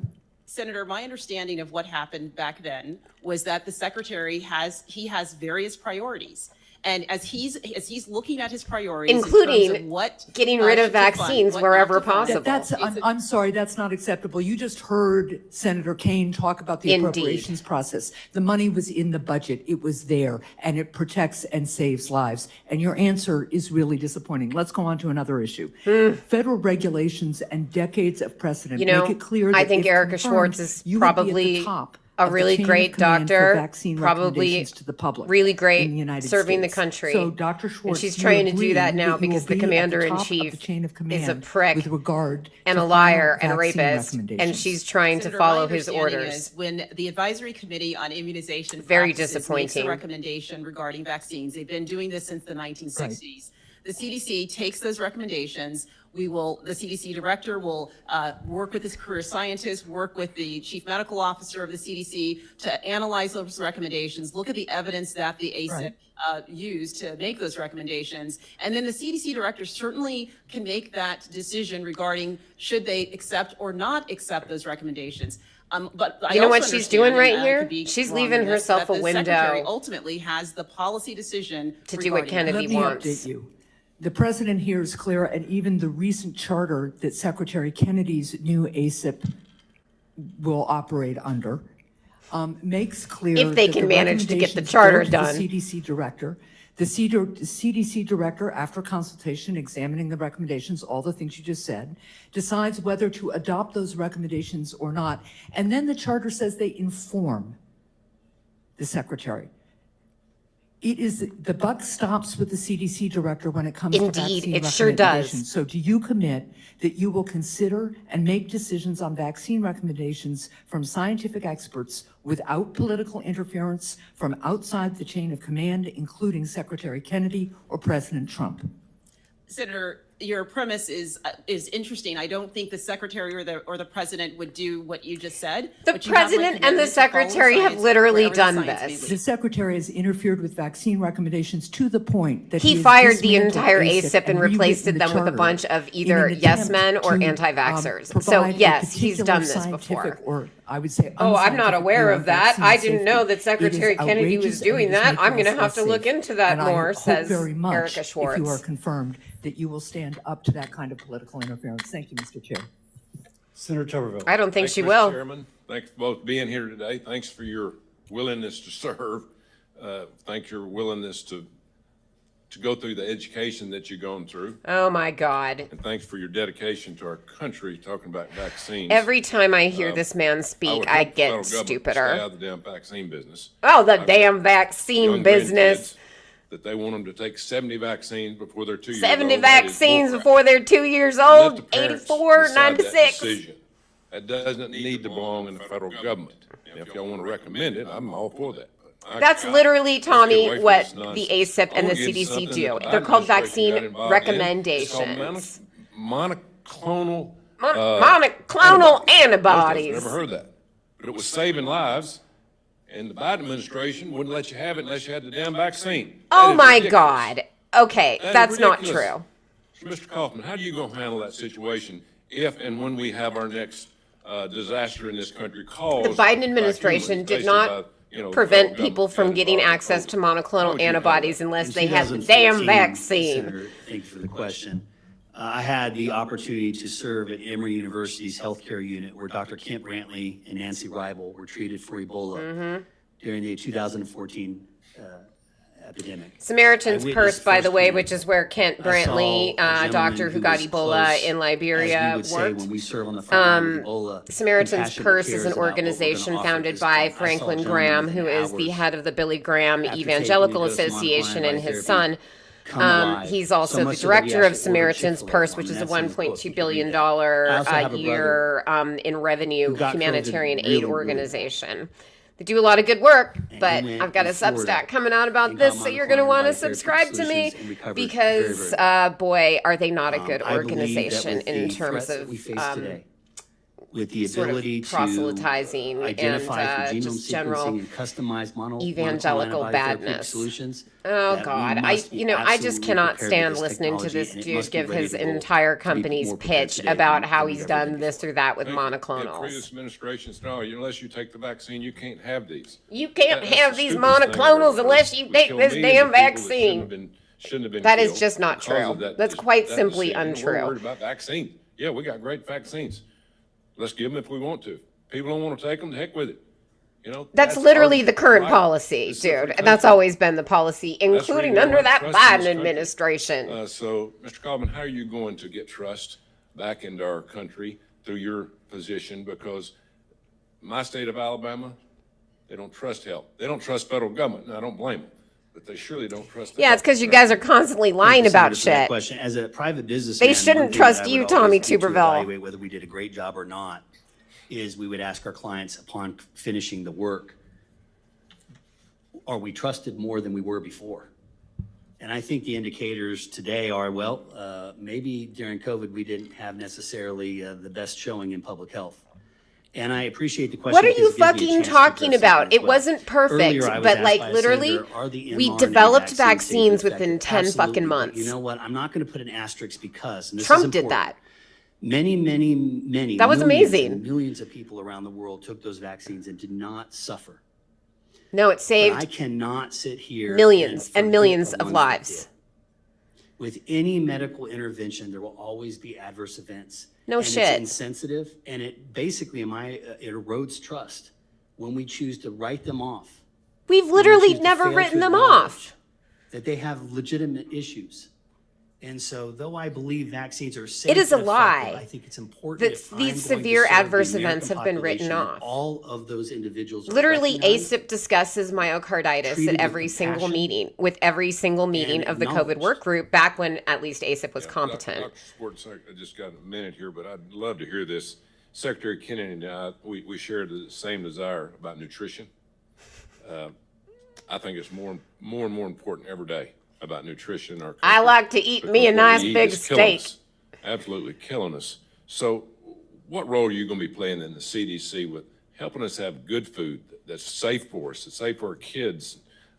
What's your role going to be? Coach, if I can call you that, thank you for Please. thank you for meeting with me earlier. I am all in on the Make America Healthy Again agenda, and as I look at what the secretary has already done, and the Flip president the has food pyramid. already Here we done, go. They have introduced nutrition education in medical school, and I won't tell you when I graduated from medical school, but I can tell you This we did is not the have dumbest nutrition thing. education. We in didn't medical have any school, nutrition at the time education. when I was Us in medical doctors school. thought that you could The just eat secretary is Snickers introducing bars and physical shit all fitness day testing. long. And Big Macs, it's all good. I definitely know all kinds of doctors with super unhealthy eating habits because they never took nutrition in medical school. Food products. So I am fully committed, if I am confirmed as a CDC I director, don't want to food continue, dyes, none of that yellow number focusing on 5 this or Make America whatever. Healthy Again, because we're looking at those things that are happening that to prevent diseases, and that's exactly what I've done my entire life as an occupational medicine physician. I'm all about looking at those upstream effects. Looking at those things that we can prevent diseases and continue to make America healthy again. Well, At least she didn't do Work the on food as nutrition, medicine thing. Work on physical fitness, work on exercise, because this damn thing right here is killing our kids and killing everybody in this country because they're sitting around looking at it all day long. And if we don't do something about it, it's going to be our fault, not our kids' fault. Thank you. Oh, for God's Senator sake. Kim. Yeah, thank you, Chairman. Dr. Schwartz, I wanted to start with you. I was proud to be a career nonpartisan federal worker before in the civil service. I'm hearing from many across our government, but a lot at the CDC about low morale, especially after the big cuts last year. How are you going to try to address? How are you going to try to rebuild and give a sense of the trajectory of the CDC going forward? Senator, thank you again for the question, and thank you for meeting with me earlier. When I think about trust, I always think about a particular instance in my career. I was the HIV program manager in the Coast Guard, and I had to tell a young Coast Guard. I'm asking about specific to the CDC. What are Yeah, you going to do in your first I'm so sick of these 10 Coast Guard days, stories. First 20 days? Senator, the reason why I was explaining talk this about story your is fucking because job. This Coast Guard member needed to trust me. He needed to trust what I was telling him about his HIV diagnosis. And the one thing he had to understand is that I truly cared about him.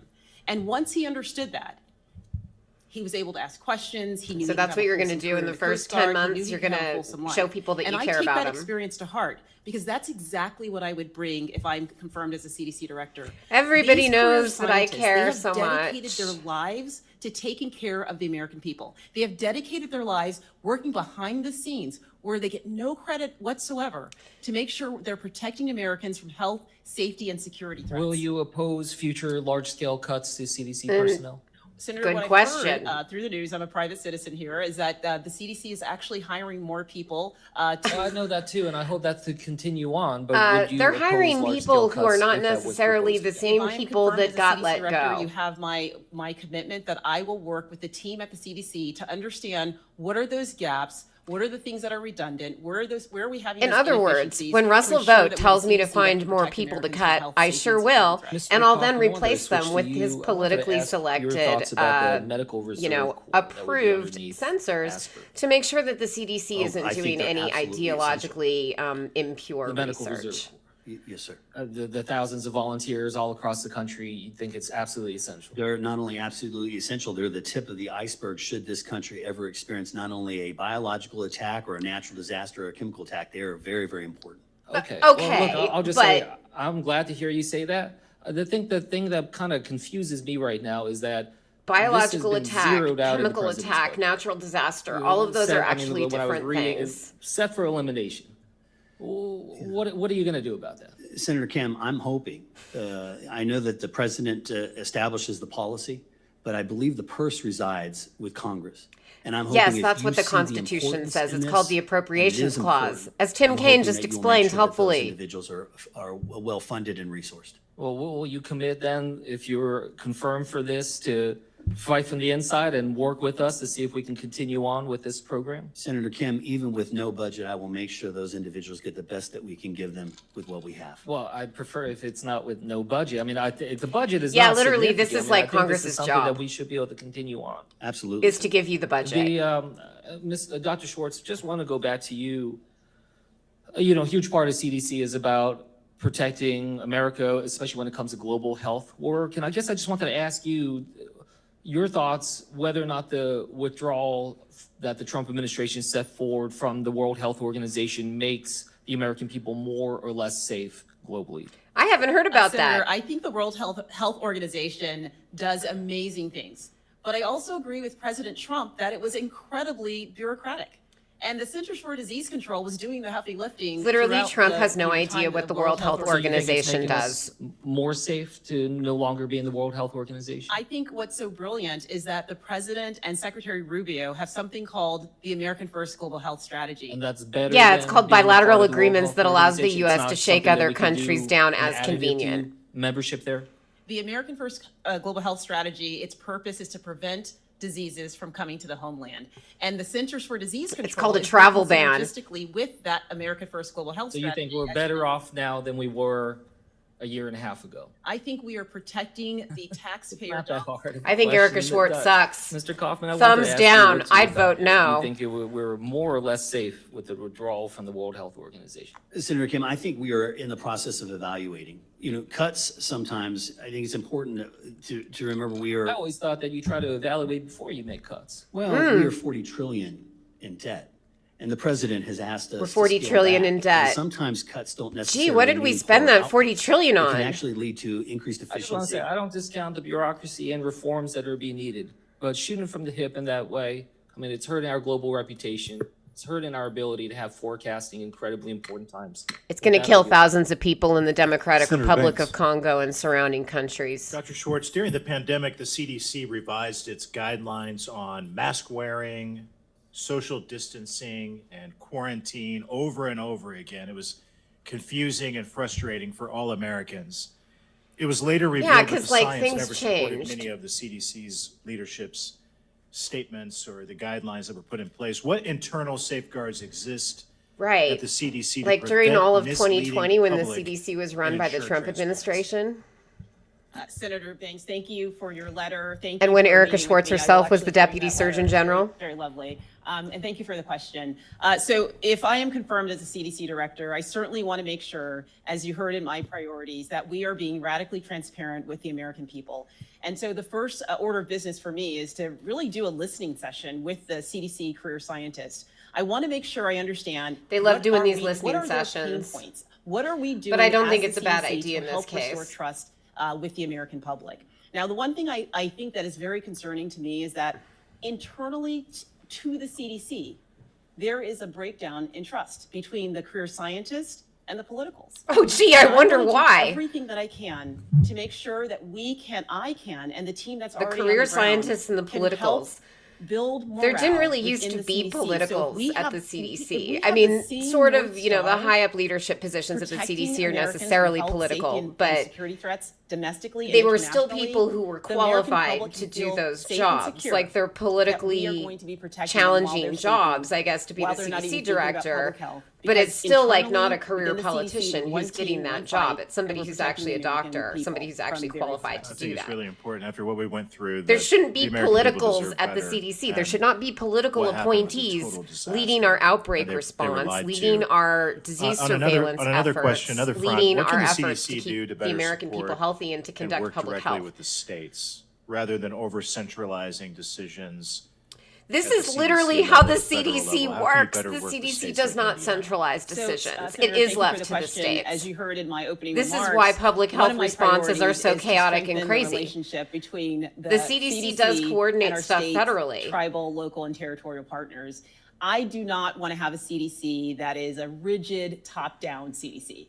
I want to work with the CDC, with our state partners. That's to great. understand That's what literally are the how it things that we works. can do better. What are the things that Like, this is how public health they works. need our help on? What are the things that they don't really need I our would help say on? that the When way I was that the CDC could be community-based better testing site is by leader being functional. during COVID-19. And one of the unfortunately, things I if she's recognized not was going that there were to three types hire of people, states. she's There not were going to states that replace the they expertise that's needed, been lost they needed from the just the CDC, idea, which I and don't think once she they figured can. out how to do it, they said, "Thank you very much, government." I don't see how There that's was going another to group of restore states that any said, kind "Well, of we trust just need, because the like, CDC is resources, still not going to personnel, be able to work. and we're good." And then there's a third group of states that said, "We need everything. Don't ever go away, federal government." I would like for states to be more in that second and first category where they're learning how to take care of their citizenry. Oh, come and they're on. using the CDC only when they need to use the CDC. That's literally how it already works, Erica. And the fact is, the states get the money for their state public health responses and local public health responses from federal grants that the Trump administration is also trying to take control of and cut. Senator, I am So excited, if I'm confirmed, to this woman understand is what are talking I about think a I know what the world core that doesn't capabilities of exist. the She's CDC talking are. about being I'm a little bit CDC biased. director I focus in a on the fantasy original world mission of the where CDC President Trump back in is 1946, dignified and focusing on actually protecting doing a Americans great from job malaria. all the I time, do think where that the CDC Kennedy should is have not infectious an disease insane, prevention like, focus. animal I think cutting over up, time, the CDC like, has had some falconry mission creep, and loving it's trying to be all things to all anti-vaxxer, people, and in a eugenicist. resource-constrained environment. $40 trillion. This woman nearly $40 trillion is talking in about debt. things We like need they're to just refocus completely and figure out normal. what She's should like the that CDC dog be. that's And I like would love sitting to in the work with flaming Congress, room with drinking the a fucking Secretary, cup the of President, coffee. to truly understand, is the core mission, should the core mission be protecting Americans from infectious diseases, or should we continue to try to be all things to all people? The core mission of the Jesse, Centers for quickly begin Disease that process. Control and Prevention is exactly that, disease Indiana is control and frequently prevention. hit by That includes tornadoes infectious and diseases. It floods, includes especially in everything. the summer. Many of our emergency management officials in state and local government are really frustrated with FEMA. The CDC also has similar emergency Well, I can see why they're frustrated and with FEMA, response because mission, FEMA's been cut to shit. To FEMA, what is CDC's proper role in assisting states with natural disasters?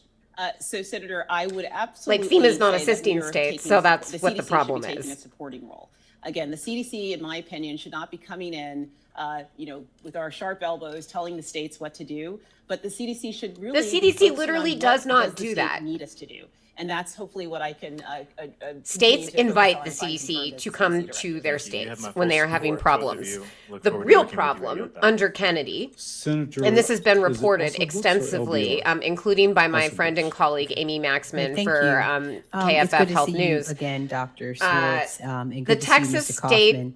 And Health thank you both Department for your could willingness not to get in serve. touch with In the April of this CDC year, during their Secretary measles Hegseth outbreak. They were posted asking a the video CDC for help, and the where he CDC said, didn't and I answer the quote, "The phone. notion that a flu vaccine must be mandatory for every service member everywhere in every circumstance at all times is just overly broad and not rational." So, Dr. Schwartz, I want to ask you whether you agree with Secretary Hegseth. Is a flu vaccine mandate irrational Angela and also absurd? Brooks is also a physician. Senator, thank you for meeting with me. As you know, I spent over 25 years in the uniformed services, and I have had my share of making the mandates for influenza and other vaccines, or at least following. I didn't make the mandate, but I followed. Yeah, I was going to say, she leadership made as the they mandates? mandate for those vaccines. She's a and mandate I understood maker. why. When you're in congregate living situations, when you're in submarines, when you're on ships, close quarters, it is really important to make sure that you have what we call forced health protection. So I'm fully supportive The of, influenza in certain vaccine circumstances, was mandating invented vaccines, by for Jonas Salk military members with in the exception of- 1942. I believe in religious exemptions. Because and I believe that if we there's a needed newer to have a flu vaccine to there- win there World should be War some II. conversation as to whether that We newer needed vaccine, we should needed be, that flu vaccine to Okay, beat so the you do Nazis not in believe Europe. that it's irrational and absurd to have a mandatory flu vaccine mandate in the military. There are a lot of double negatives there, but I think that what you're asking me is, do I believe in vaccine mandates for military members? I do believe in certain circumstances, yes, there should be a requirement. What about to for the have flu mandates in vaccine, the though? military. Okay. Now, he also said our men and women in uniform are forced to choose between their conscience and their country, even when those decisions pose no threat to our military readiness. And Dr. Schwartz, I know you've spent years. Well, overseeing the outbreak healthcare that delivery of for influenza at Coast Guard Lackland personnel Air Base and that their has now public health and killed medical an readiness airman programs, and you've who was spoken about unvaccinated vaccines, would and how argue they were critical, otherwise as you did a against moment ago, to Secretary responding to an Hegseth's outbreak. position on flu Well, you vaccination spoke about Cape May, and military the readiness. Coast Guard Training Center, and wonder whether you believe that an outbreak among our armed services pose a threat to our military readiness. It's Senator, in fact as a you mentioned, the quantifiable example that I threat. gave was when I was in the Coast Guard with the Coast Guard, Cape May, Coast Guard Training Center, Cape May. We were seeing increases in febrile respiratory illnesses, and it was due to adenovirus. And we were trying our best to have non-medical countermeasures, hand washing, social distancing, but nearly impossible when you have congregate living situations and you have recruits that are taping up And the it's faucets because they want adenovirus. to maintain A+ for their inspection. It's adenovirus in that 2011, doesn't when have a the vaccine for adenovirus it. vaccine did become available, we did make it mandatory to make sure that we could actually prevent these Okay, so outbreaks they had and an improve experimental readiness vaccine. and improve training. And I will tell you, within a couple of weeks of us instituting that mandatory vaccine, the adenovirus vaccine, we did not see any such cases of outbreaks post the implementation of the vaccine. Well, So good. those vaccine mandates can be effective and are important. Now, also, Dr. Schwartz, after your nomination, Secretary Kennedy's anti-vaccine ally, Aaron Siri, called you the queen of mandating vaccines during your time at the Coast Guard. And so I what would is take your that as such a response to Aaron compliment. Siri and other anti-vaccine advocates criticizing you for supporting vaccine mandates?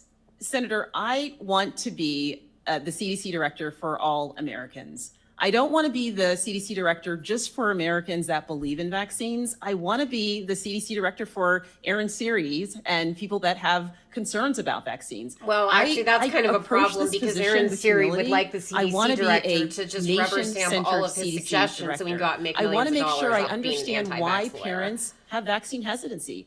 As Sean mentioned, I don't want to ignore them. I don't want to dismiss them. I want Literally to have no an open CDC conversation director has with been them. like, I would love can't to have a wait to begin my conversation new with Aaron CDC Siri. director I would love job to by understand ignoring his all of the concerns people who about are vaccines. concerned about I vaccines. would love to have an Literally open and nobody has transparent advocated debate. for that ever. And that's the kind of CDC director that I would like to be. So it sounds like you're more polite and more reasonable than Aaron Siri, but have one more question about vitamin K. It's an Not a essential tall order. nutrient, as you know, which helps blood clot. And a single vitamin K shot is a highly effective intervention to prevent dangerous internal bleeding in newborns. Yet the vaccine misinformation and confusion that the Secretary has championed for years has now created a spillover effect that is increasingly causing parents to refuse the vitamin K shot and other routine care. In April of this year, Congresswoman Schreier, a pediatrician, asked the Secretary to directly confirm for worried parents that the vitamin K shot was safe, and he refused. Can you confirm for us today that the vitamin K shot is safe, and would you recommend that parents get the shots for their babies? Senator, I can confirm that the vitamin K shot is safe. I do worry, like you, about conflation of vitamin K with other vaccines that parents may With be other concerned vaccines. about. It's not a vaccine, it's literally a absolutely fucking reduce, vitamin. The hemorrhaging in children, newborns. It's in the name. I absolutely believe it is safe and it's effective, and I urge And all it saves parents babies' to lives. get You the should make vitamin K sure shot. that your kid Thank gets you. a vitamin K Senator shot when Hall. it pops out. Thank you very much, Mr. Chairman. Thanks to the nominees for being here. Congratulations on your nominations. Dr. Schwartz, if I could just start with you. I want to ask you a question that I'm getting a lot now at home in the state of Missouri. And it's a question for which I don't have an answer because I'm not a doctor and I'm not a scientist. But we have a lot of data centers in the state of Missouri.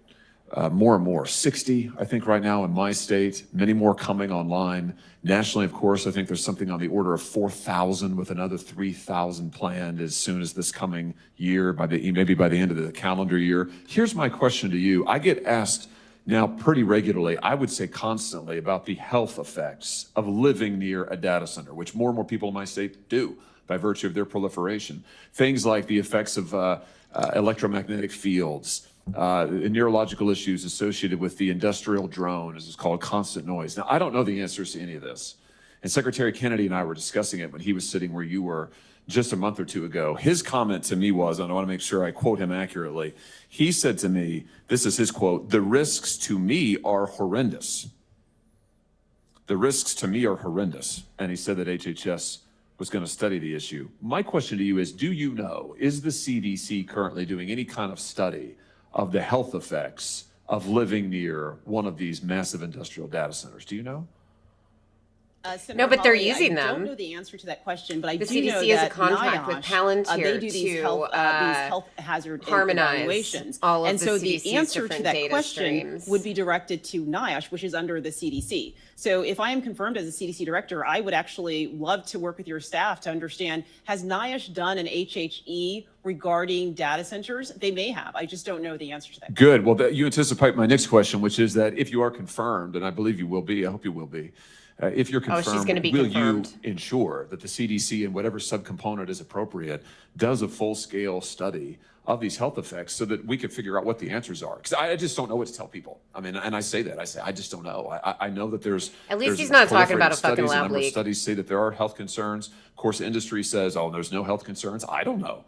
But I think we should get the answers, particularly as more and more Americans, we're talking about millions of Americans, live near one of these data centers. They're very controversial, as you know. I wish So he showed that will kind the of CDC humility and when its he's talking appropriate about virology subcomponents under your research. leadership look into this and try to get the data, the actual evidence as it relates to these health effects? Senator, you have my commitment to work with your staff to find out exactly if an HHE has already been done by NIOSH. It could have already been done. So if it has been done, and if it hasn't been done, you have my commitment to work with your staff to understand why it hasn't been done and to find out if it can be done. Good. Okay, good. I'm going to take that as a yes. That's I think that was a yes. I'm going to interpret it as such. Let me ask you She about doesn't another like to piece just of give a straight reporting. answer, that's for sure. The CDC collects data on abortions that are committed in the United States of America through a system called the Abortion Reporting System. This system is voluntary, and so a number of states, not coincidentally large blue states, do not turn over any data, so that it's difficult to get a picture of just how many abortions and under what circumstances are committed in this Right, country. well, they- We do know the numbers are you going know, up way my up since state, the Dobbs state of decision Washington doesn't just a few actually years ago. want The numbers of abortions committed in the United States have gone creepy, way up. like, Well over 1 million women-hating, abortions last year. I'm misogynist sure the number, assholes like based on what we know so you far, will be higher tracking this them year. And all of down that for is getting just based just on what we basic can cobble medical together care without full for their reporting. My reproductive question to you health. is, and I realize that the abortion reporting system, there's been some talk of moving it to a different component in HHS other than CDC, but historically it's been located in what would be your agency. Yeah, move it So if that to where continues to be the case, men are who would you can commit really to make trying to use get of as that much data information and, to you collect know, the data facilitating Gilead. on the number and circumstances of abortions as is provided for in this system, to collect that data from these states and to work with those states that are currently holding out and not giving it to actually get the data so that we can know, we can get a picture of what really is going on here. Will you do that? It's none of your goddamn business, Josh Hawley. Surveillance is absolutely a critical component of what the CDC is currently doing. To your point, it may be moved to another. Boy, here are we going to get a total non-answer about this one. I also want, in order, I agree. Yes, I will look into that. But Thank I you. also want to also make sure that certain states are not conflating emergency services and hiding abortions in that emergency What? services case definition. We need to make sure we're pulling out true abortions and making sure that we're really having clear case definitions regarding abortions. So the True data is actually abortions. accurate. Tremendous. Fantastic. So it doesn't thank you for count as that, an and I look abortion forward to if it's an seeing elective you follow through. My abortion. time's almost expired, so Or I'll it just does flag. I count want as to an give you a question abortion for if the it's an record elective about another abortion. It Missouri doesn't issue. count as an And abortion if the it's like Agency for an Toxic emergency. Substances and Disease Or Registry, which is underneath, those would be states are underneath your hiding purview. abortions Some years by ago, saying this that they're agency issued emergencies a and not report just like about an a toxic abortion. landfill in my state and said that there were no health effects, no health concerns. I can just tell you, subsequent data shows that that was totally wrong. We have some of the highest cancer rates in the nation around Oh, well, this landfill. if where I there were is you, nuclear Josh Hawley, radiation I'd take that and up its, with EPA components. Administrator I Lee wanna make sure Zeldin, that who we get wants that to just science deregulate the corrected fuck and out that of we're getting the everything health so and that all these relief that the companies people can of just Missouri pollute need. their little So I'll hearts follow up out. with you on that. Thank you, Mr. Chairman. Senator Hickenlooper, who snuck in just before Blunt Rochester would have started, you know? Yeah. Sneaking in. Senator Blunt Rochester then. Thank you so much, Senator Hickenlooper. Thank you to the chairman and ranking member, to Dr. Schwartz and to Mr. Kaufman. Thank you for being here and to your families. Dr. Schwartz, in the last 18 months, as we all know, the CDC has had a confirmed director for only 29 days. Yep. You are well qualified, but we've seen a lot of people who So are is Susan qualified Moneras. struggle to succeed in this administration. And That's I'd like one way to put it. understand your thinking on several CDC, key CDC and administration actions just to help the committee gauge your judgment and independence. And we had a very good meeting in my office. And it's really important as well because it's my understanding while the administration put your name forward, this was not Secretary Kennedy's choice. So you're going to have to work with him in these efforts. And I want to follow up on Senator Alsobrook's questions about when you were chief medical officer for the Coast Guard. We had a really good conversation about that as well. And just your success there, how you did mandate that the new military recruits receive the adenovirus vaccine in Cape May, and that this actually brought down the number of cases to zero. Yeah, because guess what? Vaccines work. And I was incredible, really right? impressed by that. But I also know that in April, Secretary Hegseth, our defense secretary, rolled back the flu vaccine mandate that had been in place in the United States since World War II. And guess what? A guy in the military and so I guess died my because of first it, question because he is, died of flu and he you didn't know, it have a was widely vaccine that would have reported saved his that life. the- Might have still that, gotten flu. Unsurprisingly, a major Wouldn't have gotten flu that sick outbreak from it. occurred at Lackland Air Force Base in Texas that prompted the Pentagon to then restore the flu vaccine requirements for new military recruits. So my question is, that's the find would out you part have of fuck around advised, and find out. Secretary Hegseth against the decision to roll back the flu vaccine mandate for American troops, particularly as we talk about readiness for our troops? Senator, I really don't like speaking in hypotheticals, but what I will tell you But you're going to is- have So to, let's because not this is speak your as a confirmation hypothetical. hearing. Let's say you are actually in line to be the next. Yeah, so you have to CDC talk about director. like what you So would you're gonna do be in that job. Like thought this is of what as normally a happens medical at a job expert interview. for this country. Would you? What would you advise do that? in this situation, So, which is Senator, literally going I to be your believe, job? As a board-certified occupational medicine As a physician, board-certified I believe that occupational vaccines are medicine safe and physician effective. who's I have gonna just personally talk given about some thousands of bullshit. vaccines to military members for force health protection and readiness. I do understand that there are some concerns, specifically about influenza, because it has the 35 to 57% effectiveness season to season. So I can understand why certain individuals may have some concerns about mandating a vaccine that But is is it not good medicine?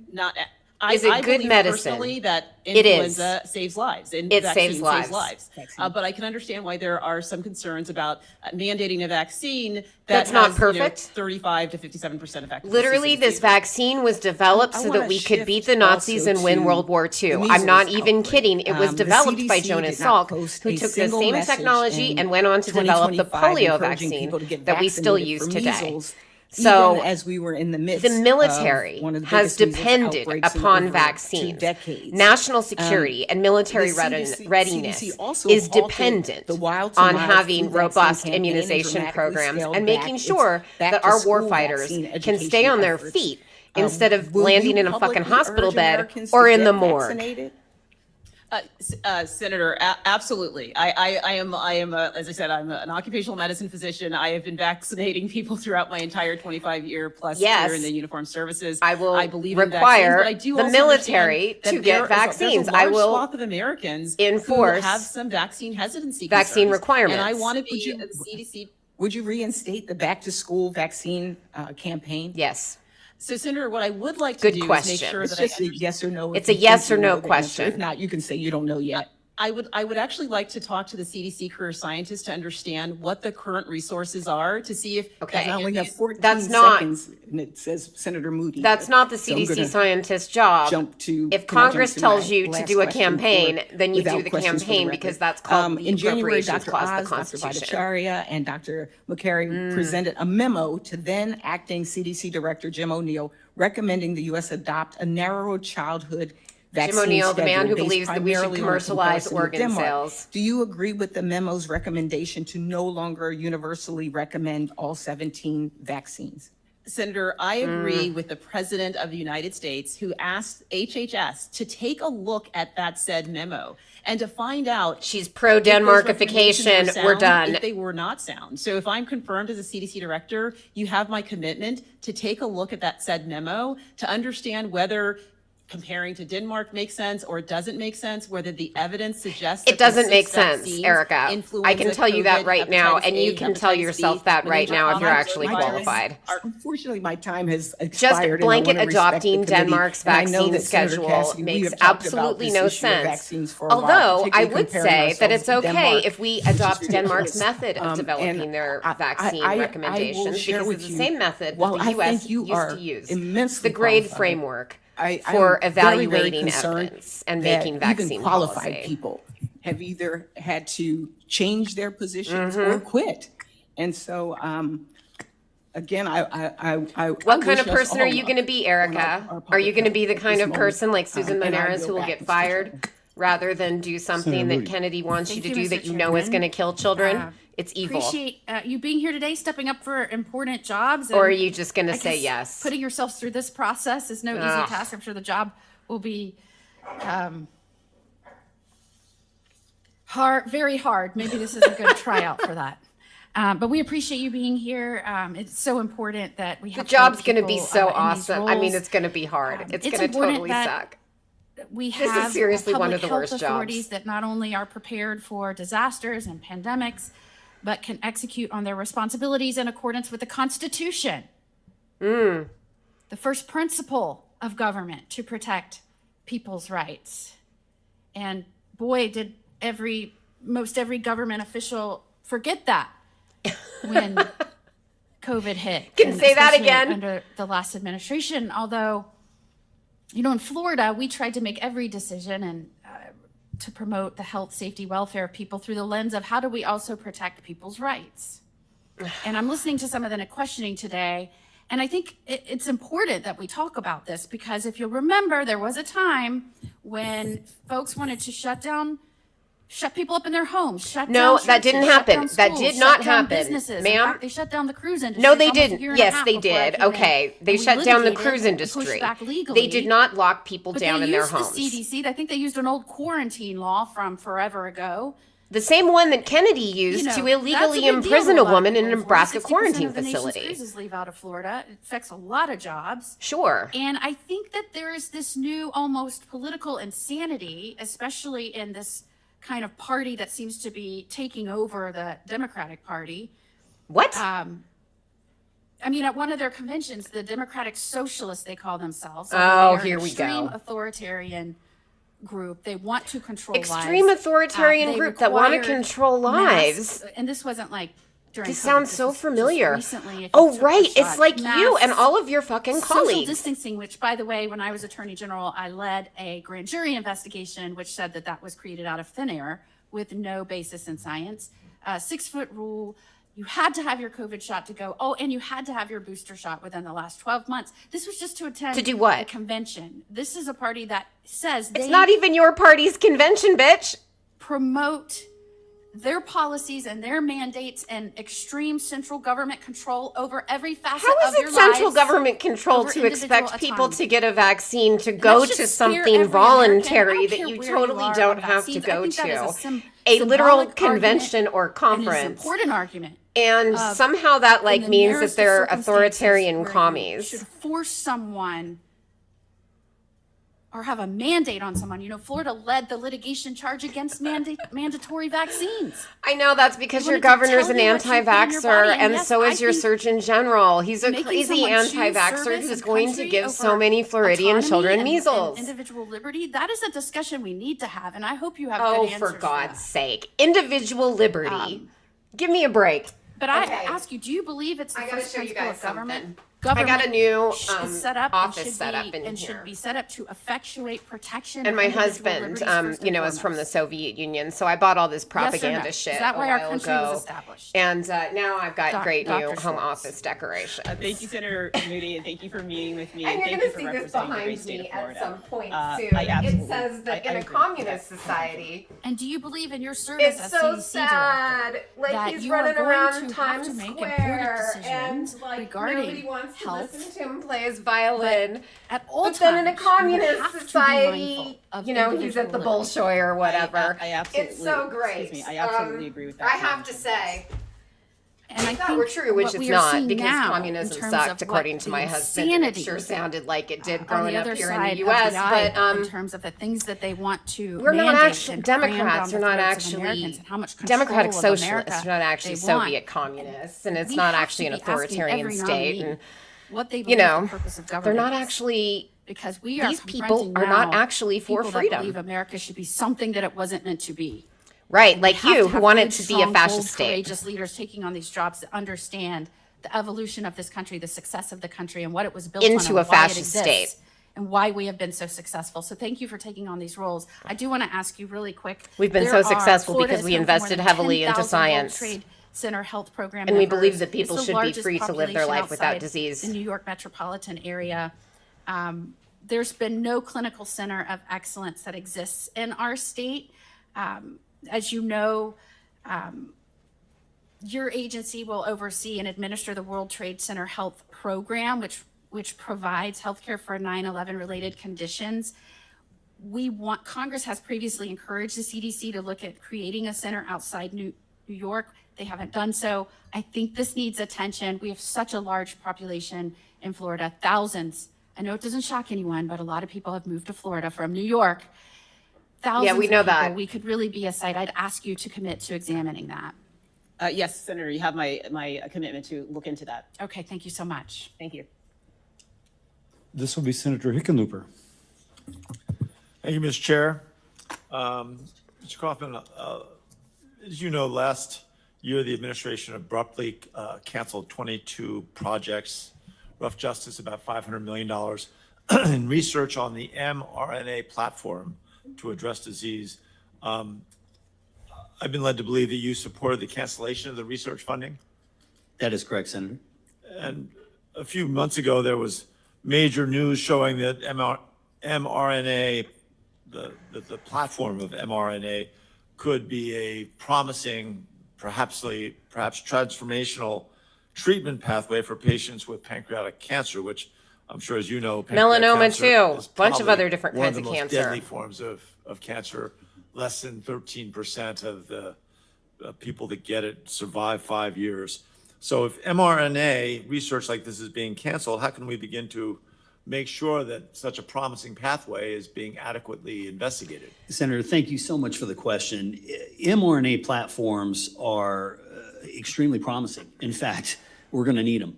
We're going to need them to deal with the threats that are coming tomorrow. NIH currently is doing hundreds of millions of dollars of research in mRNA Right, and that's platforms for cancer, NIH's just as you job. It's not discussed. really ASPR's The job. mRNA cancellations that occurred, those mRNA cancellations that occurred were for the development of new mRNA vaccines. And this Right. is the issue, that this is the reason why I Including support this by cancellation. your favorite agency, I BARDA. believe we have hundreds of millions of people that were vaccinated with the first ever mRNA platform, the COVID-19 vaccine. First ever. We have so much. It wasn't we the can first learn. ever, actually. How to Many, improve it. many Why clinical did trials have been most going people on with not the have a same problem? Why platforms. did some people have a problem? The first licensed one. If you had so much to learn? The research was development of new using new viruses. The research, in my opinion, No, should it be wasn't redirected using to new learn viruses. what worked well with Many the of them mRNA were platform and against what didn't, coronaviruses because it was and the flu. first interaction with human health. So that implies we can't do two things at once. Right. I'm trying, Senator, I think it's about being efficient and fiscally responsible. Meaning, why would we invest in new vaccines that we could actually make better by simply asking questions of the population today? What? What worked well, what didn't? What the fuck are you talking about? No, literally, like those new vaccines PhD students are who are for in the like pan process of coronavirus doing vaccines. So vaccine that you possibly wouldn't have to get life-saving research updated into as things much. that You could wouldn't solve have to have a pancreatic new cancer. COVID All of a vaccine sudden, because that's this COVID to be vaccine would stopped, work against because COVID. that's It something would that's work looking against any forward to variant. a It would future work use, against other because we haven't SARS-related sufficiently coronaviruses studied as well in case one the emerged in the past. future. I'm That's what it was prejudiced. doing. It was a new The studies you're vaccine because referring it to had specific to pancreatic cancer, expanded those have not use. been It canceled. Those probably continue was, at NIH. you know, How going do to you have better cyber because efficacy. as Some of close this was as I for could new tell, lipid you canceled 22 nanoparticles projects, which that would was allow the vast potentially the majority, vaccine if to not be taken almost up everyone better, at that that would time allow for that better was going mucosal on. immunity, things So, like that, that would actually maybe How do you- prevent what's more the infections. determination of which one turns out to be This guy's full of most shit. life-threatening, most transformational? To use the mRNA platform in the way that it's designed to use, which gives us unbelievable flexibility. The way if we that it's ever face designed a to be threat that comes used. out like COVID that's so novel, we're able to sequence it. We're able to then plug it into an mRNA platform and deliver it. Meaning, Right. even though we may have slowed the research down in that arena right now, we still have the capability today, if we are hit with a novel Oh, we could threat, just to pop plug one and play like we into did the in old Operation Warp mRNA Speed, which platform, fire it back by the up, way, and was a phenomenal you know, Operation Warp Phenomenal Speed all over accomplishment. again. My Except, argument would be like, that it took wouldn't it us be better to 300 have the days vaccines ready to get, go before you know, something needles like in that the arm. happened? Or better we gotta yet, get that. If we wanna prevent something like avoid that from shutting happening down altogether by global making sure that economies, we need had to get better that down to vaccines. 100 days, and that's why what that research was largely to begin looking at. How do we have an array ready to go? Indeed. So if we do get one of these, Right, because it was, as everyone again, as I predicts, we will mentioned, have it was another from Sean pandemic Kaufman's related, favorite little agency, infection. BARDA, I feel that which we should be ready literally to go funds right then and get research it. to Our make goal should things be like 100 for the days, not Strategic 300 National days. Stockpile. Dr. Schwartz, let me ask you, in Thank April you, Michelle, 2025, on nearly Substack, who 90% just said of that the my staff at expertise the is National helpful Institute in for breaking Occupational through the Safety and BS. Health, This is literally why I what do they this call it, stuff, NIOSH. because the fact is, you know, 90% not of most staff people jobs don't were pay attention terminated to this by kind of that, stuff. It's really boring. Doge, Talking about NIOSH and all these agencies and all these event, different I guess you things that call they it do, Doge and all events, these like a senators have their own pet little programs that they're earthquake. asking about. And, This you resulted know, a in the lot of the work NIOSH, that the CDC office in Denver does, the completely work shut that down for ASPR a period of does, like a time. lot of this is kind of boring These work. positions have been Because reinstated, ideally, but as I you don't understand have it, some sort of crisis to respond not to. every So staff member is keep returned in to mind that work. Some of P them and got other ASPR jobs, is gone to different preparedness. places.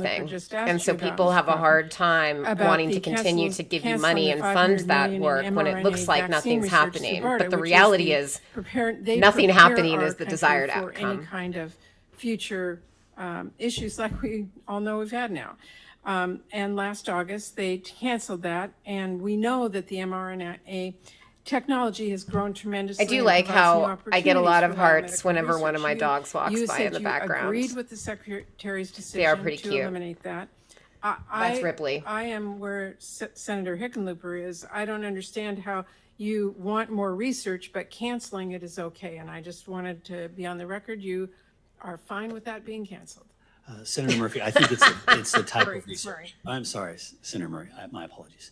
Senator, I think it's the type of research that we're looking at. called her the wrong name. I believe that going back and learning about what we can improve Patty and Murray why things worked well and why things didn't. Constantly is not absolutely amused by any of critical this research. But bullshit. the research that was canceled was actually investing in new. This is such a platforms. stupid We explanation. would be able to be ready for the next Right. COVID. And I think for all Americans, we've lived through that. We don't want to live through Nailed it, again. Patty. We really need that kind of research. But Dr. Schwartz, sure do. you're here too. So same question. Do you agree with the Secretary's decision to cancel mRNA research funding?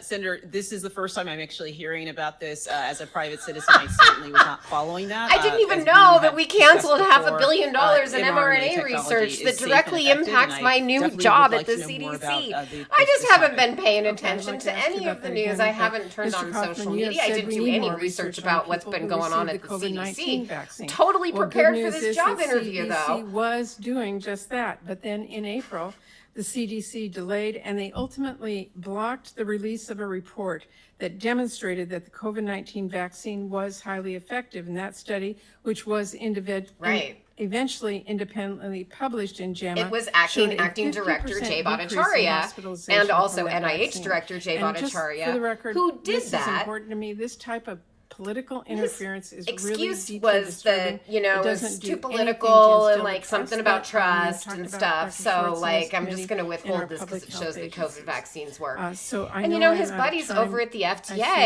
including chairman little Vinay has been very Prasad, patient with did the same everybody. thing to a paper that was under consideration I just and wanna under ask you, Dr. review for Schwartz, this is publication critical, in the and I journal know that I'm some the of my editor-in-chief colleagues have of. pointed- Boy, asked you was I this. unamused If you to are find out concerned about as that. CDC Director and Secretary Kennedy asks you to commit in advance to approving every recommendation that Mm-hmm. the ACIP makes in the future, regardless of scientific evidence, will you do that? I didn't know that he did that. Senator, the secretary would never ask me to do that. Yes, and he you would. might- He And literally this is did not that to Susan hypothetical. Moneris. As you have heard, this happened with the previous. And even if she Ca- only Susan heard about it Moneris, today, who now was at least in 4 and people have fired told and her. Came back here and actually told us. This is such bullshit. that she And this was, is exactly why outed Erica Schwartz is because of her unqualified for scientific this job, integrity. even So though this is she is not- actually not highly hypothetical, qualified it's from a critical scientific answer. perspective. Can't answer this question. So I'd I like don't to believe know, that would happen. Will you? It literally confirmed, happened. You're denying commit reality. in You are advance not qualified to be in charge of the Approving CDC. every recommendation that ACIP makes in the future, regardless of scientific evidence. You have my commitment, Senator. If the Secretary of Health and Education, Health asks you not to, will you defy him and follow the advice of ACIP? I will follow the science wherever it leads, Senator. You have my commitment on that. Thank you.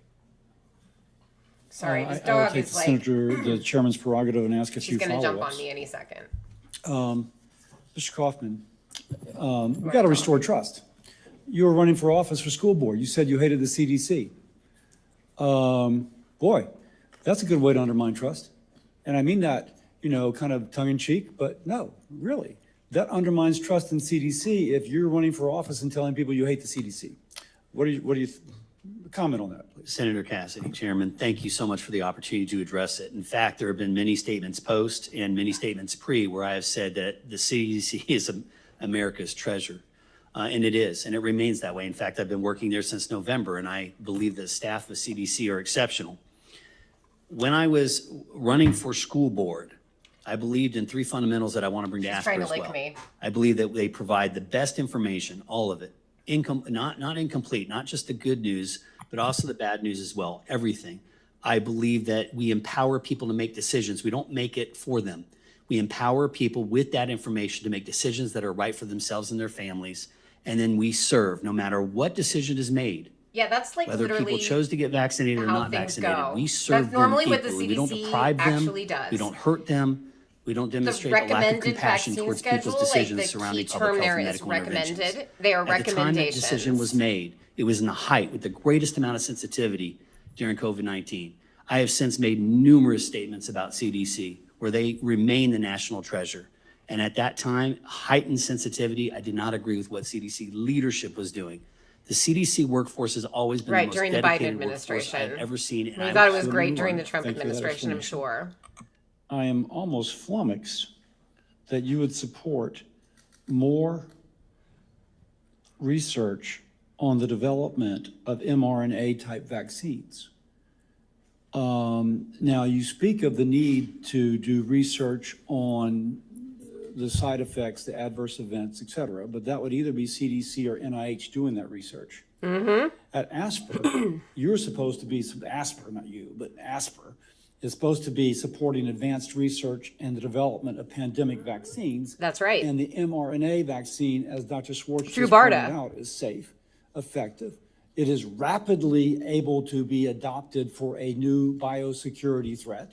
If the Chinese fashion a designer vaccine and they release it upon the world, our biosecurity depends upon the ability to rapidly respond to it. Fuck you, Bill And the Cassidy. mRNA vaccine If is China probably makes our a most designer rapid way. vaccine and releases it on the world, that's another way of saying You lab really don't leak. want to do research on that, man? Because that's one of the Republicans' Senator current Cassidy, prevailing I would always lab leak love to promote hypotheses. research. We were talking about a decision. No, but on this in particular, COVID on mRNA was actually vaccine originally a as vaccine. future pandemic vaccine. But he's right Which I consider that you just like could a make an cornerstone mRNA of vaccine our very quickly. biosecurity, Although I would add that response. China Doesn't mean we're gonna made an use the vaccine. inactivated But to vaccine say we're not gonna the research it? old-fashioned I way, get Jonas accused Salk style. by my wife all the time of before caring too much mRNA about the vaccines technical were aspects, available in the but- US. But I'm stuck on a technical aspect, and I hope you give me some time to explain that. You got to be quick though, because Yeah, apologize. bullshit. Stuck on a If there technical is ever aspect. I'd anything love to that's hear new, this. Senator Cassidy, that Let's comes go, out of this bud. novel, the mRNA platform is there, and it will be used the way it's been used in the past. Hmm. The current research that was being proposed was taking existing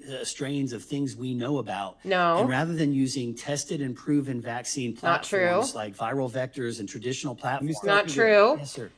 during the COVID outbreak, it was the traditional viral vector that caused the thromboembolic disease. That's right, J&J The clot shot. mRNA was safer than the traditional viral vector. Now, do we not do more research on the traditional viral vector type vaccine because no, it had thromboembolic disease and people were dying of strokes, et cetera? Senator Cassidy, if I am confirmed, That was I a good will one, care Bill. tremendously about patient outcomes. I stopped though. The question here is, I am just again flabbergasted that you would support stopping Flummoxed and research on flabbergasted. mRNA vaccines because there were some adverse events. I mean, there's Yeah. an adverse event from the Aleve I took this morning for my bad. That's year. right. But that doesn't mean that we don't do continued research in non-steroidal anti-inflammatory drugs, and it doesn't mean that I don't continue to take them. Correct.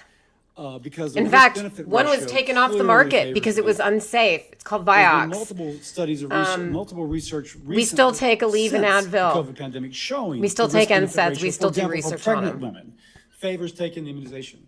So I'll go back to, how do you defend not doing research on mRNA vaccines going forward?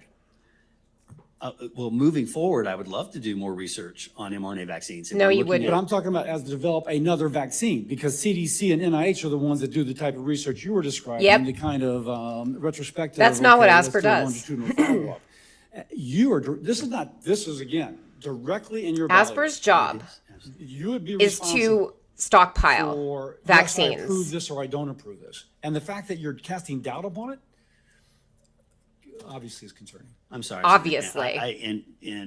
I don't believe I am casting doubt. I want research. Yes, you I are, want a but better mRNA you're making a platform, bunch but of I bullshit believe excuses before for we that proceed, mRNA we owe vaccine it to research those being who canceled had that don't make patients, any not sense just to those who whatsoever. So it benefited either and suggests did that you don't okay. We owe it to understand how everyone mRNA to technology explore how we works, can make the which I don't mRNA think is platform actually true, more viable. or you're just making shit up to justify something that was I mean, a that's the whole political point of decision research, and had learning no how to do basis that in more safely. science.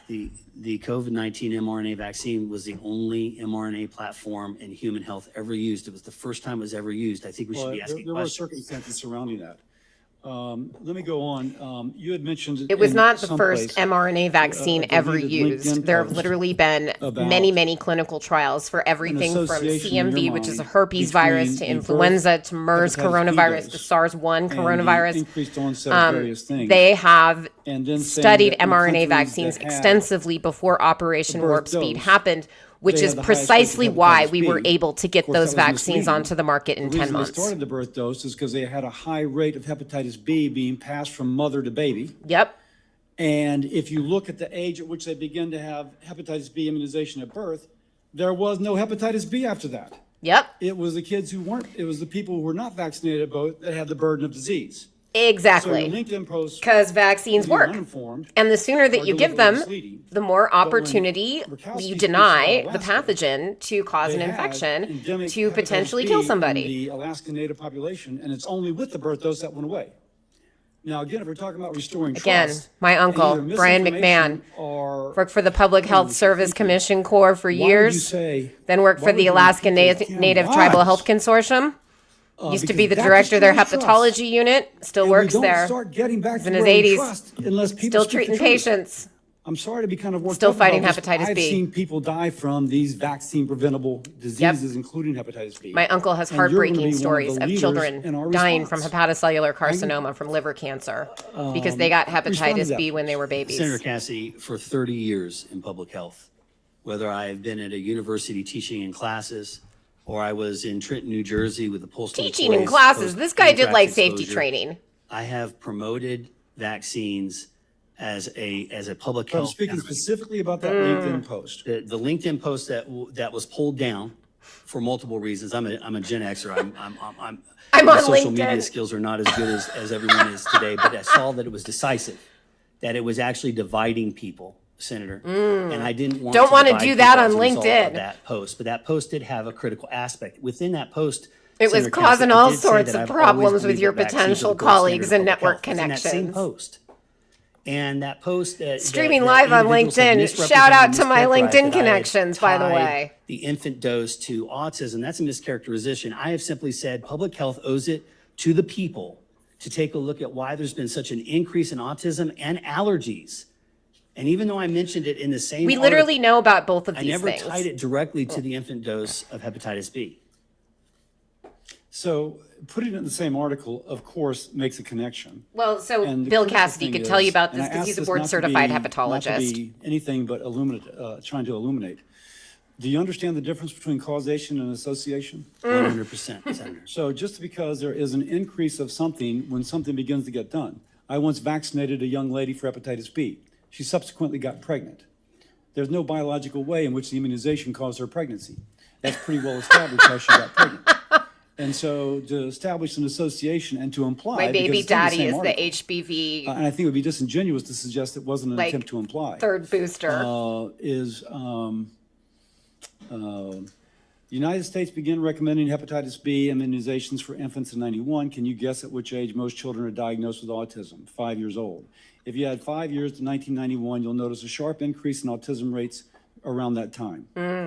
Now, that looks like it's trying to establish When a did they connection. start like diagnosing people with Senator autism Cassidy, all the time? I again believe in People vaccines. become I more believe aware in of the autism infant dose of and hepatitis there were B. My better children are diagnostic vaccinated. criteria for I it, and believe people hepatitis B. I appreciated believe that vaccines neurodiversity have is eradicated something that smallpox and is changed much the face broader of than polio. just And, the rigid Senator old Cassidy, definitions of autism I mean, that were I know what I very wrote. severe cases. I know what I did. I believe am that personally autism also and, somebody who has a allergies in this country neurodivergent have condition, and significantly it's increased. I extremely believe we owe it common. to the general public to explore and So identify why. maybe Vaccines the are reason why safe and cases effective started and do going not have up So is if you're because elected- if you're doctors approved were for more this aware job, of it. We knew more about would you it advocate for because of research changing that back to our previous shows topic? pretty much universally that Research there's no for the association use with of the vaccination mRNA or allergies for platform that matter. to develop, to see its potential, not to foreordain a conclusion, but to see its potential in fighting future respiratory viruses or any other type of illness for which it could be potentially applied. Senator Cassidy, if I am confirmed, I will fight for the very best mRNA platform vaccine. finest, most strategy artisanal for all Americans mRNAs. Should we face That's not the same answer. I will Only fight the for best, research, Senator like King. most American mRNA vaccines in our strategic national stockpile for this ASPR. I have a sense mean, that come you're way on. overprepped for this. Because in our conversation, we spoke as two doctors. And here I spoke as, I felt like you were always trying not to answer my question. Mm-hmm. Which was disappointing. It's very disappointing. So Erica Schwartz got murder boarded by the same people that don't did know- Casey Means, but You don't know. at least everybody Kennedy knew that asked Casey Means was a grifter when she Menarez showed up. I think everybody to expected approve more from Erica blanket Schwartz. I ACIP certainly did. recommendations, then they didn't prep you on that.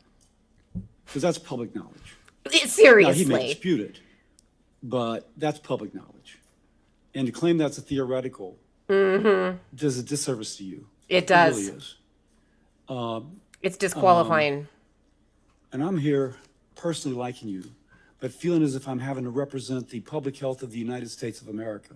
Yeah. So that it's not taken over by people who are ideologically inclined and looking to file a lawsuit, not looking to prevent disease. Although, pretty rich of you to say that, considering so- you were more than happy to Have you be ever going fired along someone- with it before you got primaried. I have, Chairman. And have you stood up to a senior, to someone in charge of you, and told them that you were wrong, that they were wrong, and that you would not carry out that order? It's a very specific example. Coast Guard wanted to transition from a paper health record system to an electronic health record system. My leadership asked me specifically what my recommendations were. It made sense to go with DOD. DOD was having a huge modernization with their EHR. Not only that, it would save the Coast Guard tremendous amounts of money. Not only that, we would be part of a broader ecosystem. Our This is not beneficiaries, the Coast Guard same. beneficiaries, and our active duty members Whether were using what the kind of DoD electronic MTF health record ecosystem. system we I should made that transition recommendation, to is very not a good clear example of to some my time that she leadership. refused My to take leadership an said, "Thank you unethical for your order. recommendation," and said, we're going to go ahead and build our own instance of an EHR. Several years later, 60 million taxpayer dollars later, they still did not have their own instance of an EHR. They looked to me and said, So in "Dr. other Schwartz, words, what they was it didn't that listen to recommended you." Again, and I said, we should be going with the DoD EHR. I said many but sirs and but ma'ams throughout that 5-year, 6-year period as they were trying to create their own instance of an EHR. I was ignored. Guess what? To this day, the Coast Guard is using the DoD. So in other EHR words, you for didn't my successfully recommendations. stand There up was to a your period of time superiors. You just where my disagreed with them and they recommendations ignored you were and not they listened still to. managed to I not do respected the what chain they of were supposed to command. do. I disagreed in private, but I certainly have had many instances where, like that, where my recommendations were ignored. So in other by the words, you policymakers. respected the chain of command and It's a little bit of a disagreed different in scenario than what I private. gave you. If you're presented with the absurdity to believe that the I think that demographics Bill of the United Cassidy's States are asking, similar are you to going those to of fucking Denmark, follow the chain of and command and therefore we should disagree in adopt private Denmark's type when they of ask you recommendations to versus rubber the knowledge stamp that the United States, our disinformation demographics about are vaccines quite or different. to just simply take vaccines off Would the you just carry schedule out the order? altogether? Because you'll be at the place where the rubber hits the road. And this is not a theoretical. No, because this is we hear going to be coming your down. job, your literal But job, anyone Dr. that Schwartz. knows an iota of our demographics knows we are not Denmark. Chairman, Indeed. you're a physician, I'm a physician, and you know exactly when you've had a question about something, some issue, whether it was something with hepatology, you didn't just look at American-based studies. You looked at something, some studies that were in other countries. You yourself made the assessment that, hey, listen, we are different. The demographics are different. My recommendation is not that we go with the Denmark study. What I was trying to say was this: the president asked the secretary, take a look, do a double click. Maybe there's nothing Do a double there. click? Maybe there's something there. Of course, that's No, not my see, the question. secretary then took that question and is, removed 7 vaccines from the recommendations childhood was schedule, made including the HBV birth to dose. And implement that a one system got which is not ushered in by ACIP. So for that one's binding, U.S. actually. demographics. One example. But you know, Alaska Erica Schwartz natives hasn't been keeping have a up with high the news. incidence She's a of private mother-to-baby citizen and all, transmission so of she doesn't know hepatitis B. anything about this. Denmark doesn't have that. Mm. We are different than Denmark. Right. And so if they said in Denmark they don't do it, we're not going to do it. What do you think? I mean, it couldn't just be, I'm going to take the order and execute it even if I disagree. It has to be something firmer. Stop. No. Time out. This is wrong. Dr. Menarez did that. And I think she will go down in history with great credit. Yeah. Even though I Agreed. suspect she's being harassed. But that's I the courage suspect it takes that to lead too. the CDC. So my question to you in that situation, would you just accept ACIP recommendations even if they were attempting to adopt a system not appropriate for our country? Chairman, I would never, ever accept ACIP recommendations without doing a deep dive into what those recommendations are. Or Not were. an answer. I would work with these career scientists at the CDC. I would work with Dr. Jennifer Schufert, who's the chief medical officer at the CDC. We would Boy, look at has the she evidence. been Where are they trained getting to the just evidence? recite Are this these like a randomized trained controlled monkey trials? every Are these single cohort time. I will studies? do a Are deep these dive. I test-negative will talk design to this studies? We would make sure we understood that the weight of Kennedy the has evidence put that they into use to make those the chief recommendations. medical And if the weight officer of the role at evidence isn't CDC. there, or if the science is questionable, you have my If the science is commitment that I would questionable, not do you think at that all ACIP ever agree to those recommendations? at least if they're using the grade and thank ETR framework that they are supposed to be using, do you think that ACIP is sending unsound Thank you again recommendations both through to the being here. It's been a CDC? long meeting, so thank you. For members wishing to ask questions for the record. Oh those boy, will be it has filed been a tomorrow, long meeting. I'm right there with you, 16th. Bill. We stand adjourned. Thank God.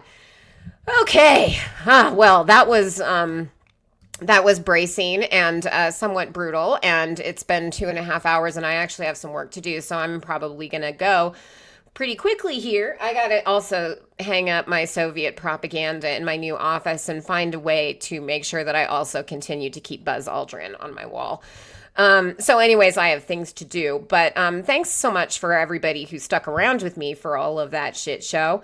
I think that, I'm a little surprised that Erica Schwartz was so obvious about the fact that she is unwilling to answer a question in a direct way that has to do with, are you going to be a political loyalist or not? And I think her answer to that, based on the fact that she kept trying to answer different questions, that she essentially pretended not to know anything about the CDC or anything that Robert F. Kennedy Jr. has done or anything that has happened, or Susan Monera's getting fired, or $500 million worth of mRNA vaccine research getting canned, or the wild to mild flu vaccine campaign that Congress appropriated money for getting canceled arbitrarily, or the smoking office getting canceled, or Pete Hegseth saying that we don't need flu vaccine mandates. And her answer every single time is, this reminds me of some other totally different situation when I was in the Coast Guard, where I did this, and not answering the question and really pretending that she has no clue about any of this stuff that's going on, and Trump would never ask her to break the law, and Kennedy would never ask her to approve something that wasn't scientifically valid. And I have no idea that the CDC is publishing shit on its website that says that vaccines might cause autism, and on and on and on and on. And she thinks that it's enough to say that, when confronted with, are you going to make anti-vax policy? Are you going to make policies? And to be clear, it's not just that I disagree with anti-vax people, or I'm enthusiastic about vaccines, or I want more grant money to work on vaccines or whatever. The fact is, if you deny people vaccines that are known to be safe and effective, you are putting them at risk of death. You are putting them at risk of severe illness, injury, and death. And to me, that is an evil thing to do. As Bill Cassidy said in his opening remarks, it is evil to prevent people from getting access to medical interventions like vaccines that would prevent lethal illness. And as he correctly also pointed out, children in the US are dying as a result. We are currently having a situation with measles where we have already exceeded the number of measles cases that we had last year. We will have at least twice that number this year. We aren't doing anything to stop this measles epidemic, by the way, and vaccination rates continue to go down, down, down in many communities. We are going to be dealing with measles for the foreseeable future. It will take years to eliminate, and the damage that has already been done by many of these policies is hugely consequential. It's going to be a huge economic issue going forward. It's also a huge national security issue. It's a huge issue in terms of our healthcare capacity. And so it's also something that's very relevant to the ASPR, because what's going to happen if we have a really bad flu season in a community that's currently being overwhelmed with measles? And I don't know how much you guys have been refreshing yourselves on measles. I mean, you're probably going to have to, and it's going to be unavoidable. I don't know if Dr. Schwartz has been catching up on her measles reading. She doesn't seem to know that there's anything going on. So maybe she doesn't know that there's actually a crazy measles epidemic happening, or that we're about to lose our elimination status come November. But in any case, to me, it is completely disqualifying to ignore the risk of having a bad flu season, having just a normal thing that we can't completely prevent, but we can seriously mitigate. We're taking away the ability to mitigate it. We're putting more and more people at risk for it. What happens when there's people who need ventilators in a community and there's no ventilators available because they're full of kids? I mean, this is what we're talking about here, and this is what's going to start happening in communities all over America. And so for Erica Schwartz, I mean, my hairs on my neck stood up when she said radical transparency for the first time, because I think under her leadership, what we're going to see is putting Band-Aids on things just enough so that it can look like CDC's doing something, and trying to cover up the fact that these things are so widespread. And cyclospora is a great example of this, right? So I'm not into all of these parasites, and I'm really not into foodborne stuff. You know, I'm on medical leave right now, and I haven't really talked about a lot of the reasons why, but one of them is because I actually have some kind of gastrointestinal problem that we still don't really know what it is. And I do a lot of vomiting, so I don't like to actually worry about those foodborne things. I have enough of that problematic stuff in my life. But cyclospora is one of these things that you can't really cover it up when enough people get it, because, as was pointed out, it causes explosive diarrhea. So enough people get explosive diarrhea, and then, you know, eventually there's no amount of sort of, oh, well, I didn't know that that was happening. I mean, to me, it's insane that she had no idea that there's cyclospora outbreaks happening, because as much as I don't even live in the US anymore, just following the news, being on social media at all, turning on the TV, like this is literally, it was on the National last night on CBC, the news in Canada. So, I mean, it's impossible to avoid this unless you're living out in the middle of nowhere, like off the grid, like not checking anything. Which, if I were being interviewed by the Senate Help Committee for the job of CDC director, I don't know, I might go through the news and see what kind of CDC director things are happening, so I could maybe talk about them and talk about like what a great job I do as CDC director dealing with them. I would certainly be aware that cyclospora was happening, but it's very clear to me that Erica Schwartz, whoever prepped her for this, as Bill Cassidy said, you obviously got murder boarded, which means that basically she got together with a bunch of consultants, her political people who are handling her, who prepped her for this, and they just asked a bunch of questions that they anticipated that she would be asked that would be difficult, and she practiced giving these non-answers. And so what we saw there was, I think, somebody who for her entire life and career has served with distinguished service. She has served our country with distinction. She is very competent. She is a scientist and a physician, and she would normally be an extremely great choice for CDC director. But we saw somebody with that background doing something that she hasn't been very experienced with in her career, and that is lying to the Senate about what kind of job she's going to do, because she's clearly going to do whatever Secretary Kennedy, I think, wants her to do. And it was incredibly disappointing to see her essentially resort to playing dumb about things that the CDC director would really, really need to be dealing with. And because of that, I think, I don't think she's qualified. I think she disqualified herself by her actions, because on paper, she's sort of like the anti-Casey Means. She's extremely qualified to be the CDC director. She's a dream CDC director in many ways, and it's quite clear to me anyways that she does care deeply about the medical and scientific components of her job, as well as the service to her country, which I find commendable. But the fact is, she's not serving her country if she comes into the Senate and lies about what she's going to do, because she is going to just pretend that, oh, President Trump would never ask me to break the law. What do you mean President Trump has broken the law? Like, the man is literally a convicted felon, and judge after judge just keeps reaffirming over and over again that he raped E. Jean Carroll, which, as a survivor of sexual assault, I have to say I have been having a very, very difficult time looking at any kind of news lately, because it's nonstop discussion about how everybody running our government basically is a fucking rapist. And I already know that they hate women, which we saw certainly when Josh Hawley asked his little question about why aren't we getting access to all of those databases that has records of women getting abortions in blue states. Boy, I can't think of anything nefarious that the Republicans would do with information like that.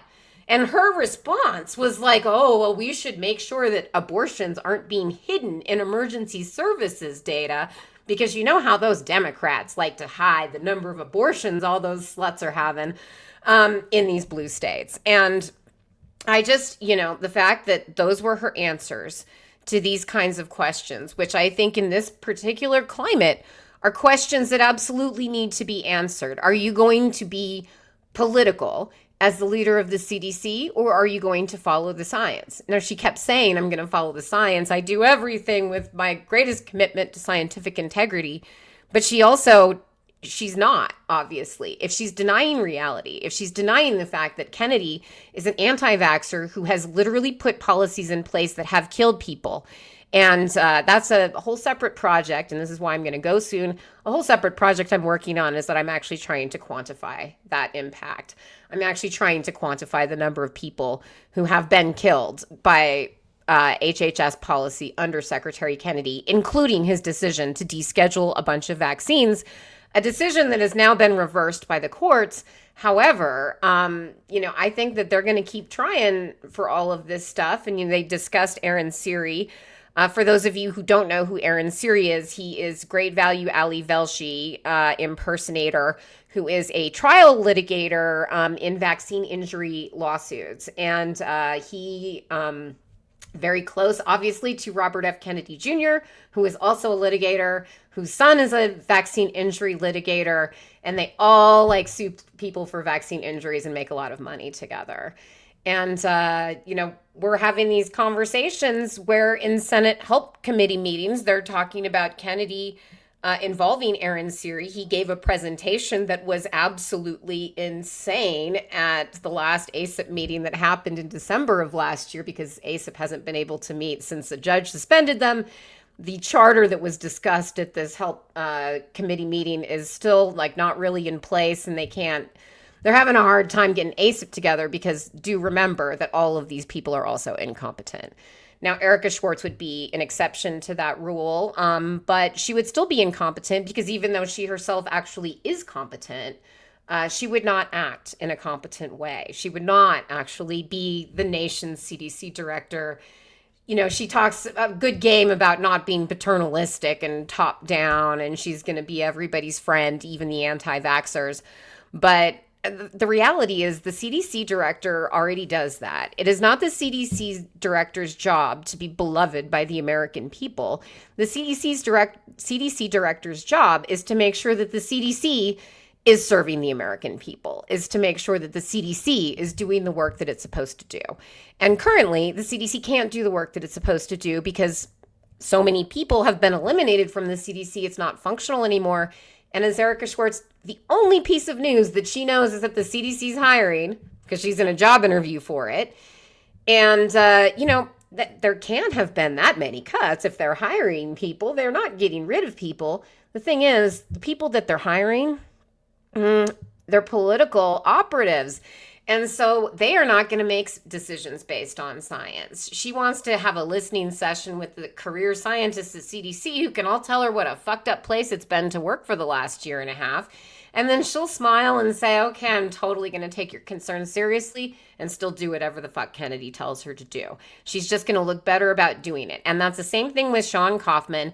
I have never seen a bigger bullshitter in my life, but you know what? I have, because the biosecurity industry in particular is full of people like that. Oh boy, I don't think Sean Kaufman and I would have very similar views on biosafety, because I guarantee you that his views on biosafety are that I'm some sort of reckless, adrenaline junkie who's just trying to gain a function up some new viruses all the time.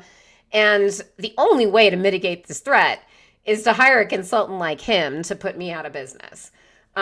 He's an anti-vaxxer, and his bullshit excuses about, oh, I just been to the Kroger and gotten my kids an antibody test, so I was worried about myocarditis and I didn't think they needed the vaccine, turned into a LinkedIn post where he said he'd rather die. Perish, I believe was the word that he used. He'd rather perish than give his, I guess, seropositive kids the COVID vaccine, which he claims is safe and effective, but he also claims that it's totally fine to cut $500 million worth of mRNA research, vaccine research that's needed for pan-coronavirus vaccines, universal influenza vaccines. That's what that money was for.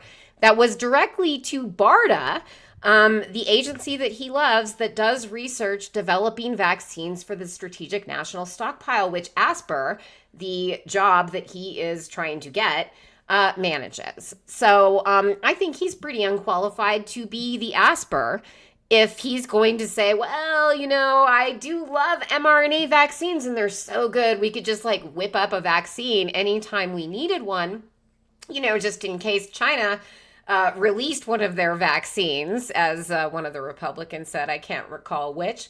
Or, you know, somebody like Tommy Tuberville, Roll Tide, comes out and is like, now these damn vaccines are taking precedence over my monoclonal antibodies or whatever they're called. And it's just like, I mean, these people are so dumb. And this guy, who is, again, going to be in charge of the Strategic National Stockpile, is entertaining Tommy Tuberville's dumb bullshit, like old country boy stuff about monoclonal antibodies that are made up. First of all, like there was no rule during the Biden administration that you couldn't get monoclonals unless you got a vaccine. They work differently. There's no reason to not vaccinate somebody, and there's no reason to give not to give an unvaccinated person monoclonals. If they've got COVID and they're going to die from it, you would give them monoclonals. The CDC's not like, oh, only if you get the Fauci ouchie do you get to have access to these wonderful monoclonals. Such bullshit. Like that totally didn't happen. This stuff is all completely made up, and Sean Kaufman went along with it. And we can't have the administrator for strategic preparedness and response saying stuff that's completely not true to justify decisions that were made politically. We can't have either one of these people saying that, you know, I have a full commitment to being, you know, the utmost in scientific integrity and honor, and I will do everything for the American people. I love the American people, and that's my job. I'm not going to be some paternalistic tyrant like the Biden administration was full of. I'm going to be for the people. And that's just simply not true. They told us very clearly today that they're going to do whatever their masters want them to do, and that's why neither of them are qualified for these jobs. Unfortunately, I think that probably both of them are going to get confirmed, but I think that it is worth writing to your senators, particularly if they are on the Health Committee. I know that I will certainly be dropping yet another line to Senator Patty Murray of the great state of Washington, of which I am a resident, and I will be letting Senator Murray know that I appreciated her holding these people accountable, and I appreciate her continued insistence on confirming nominees who are going to put the science and the interests of the American people before the interests of whoever happens to be in the White House. And certainly now the eugenicist who happens to be in charge of HHS. So with that, I'm going to step off and go do some work, and I might try to get a little rest because, like I said, I haven't been feeling super great. A little piece of housekeeping. You know, I've been trying to experiment with different ways to keep you informed about all of this stuff. And I do have a couple pieces that are going to be coming out in Zeteo. So look out for those. That's going to be about the lab leak and the origins of the pandemic and Tulsi Gabbard's bullshit, like that she came out with the other day. And I'm doing more writing on my Substack, partly because it's just really exhausting showing up sometimes and doing these Substack lives. I really like having conversations with other people, but right now, the world is just such a shit show. It is very difficult for me and all of my colleagues to kind of get ourselves together to do stuff like regularly. And Jessica and I had a long conversation just about our bandwidth and our ability to like do a weekly show. And I don't think that I have the bandwidth to do a daily show, but I'm going to try. So instead of like not calling it like my daily ranting show or whatever, I'm just going to kind of do it like when I'm up for it. And that's kind of what I've been doing for the last week. I just wasn't up for going on camera, and sometimes I need a break from all of this.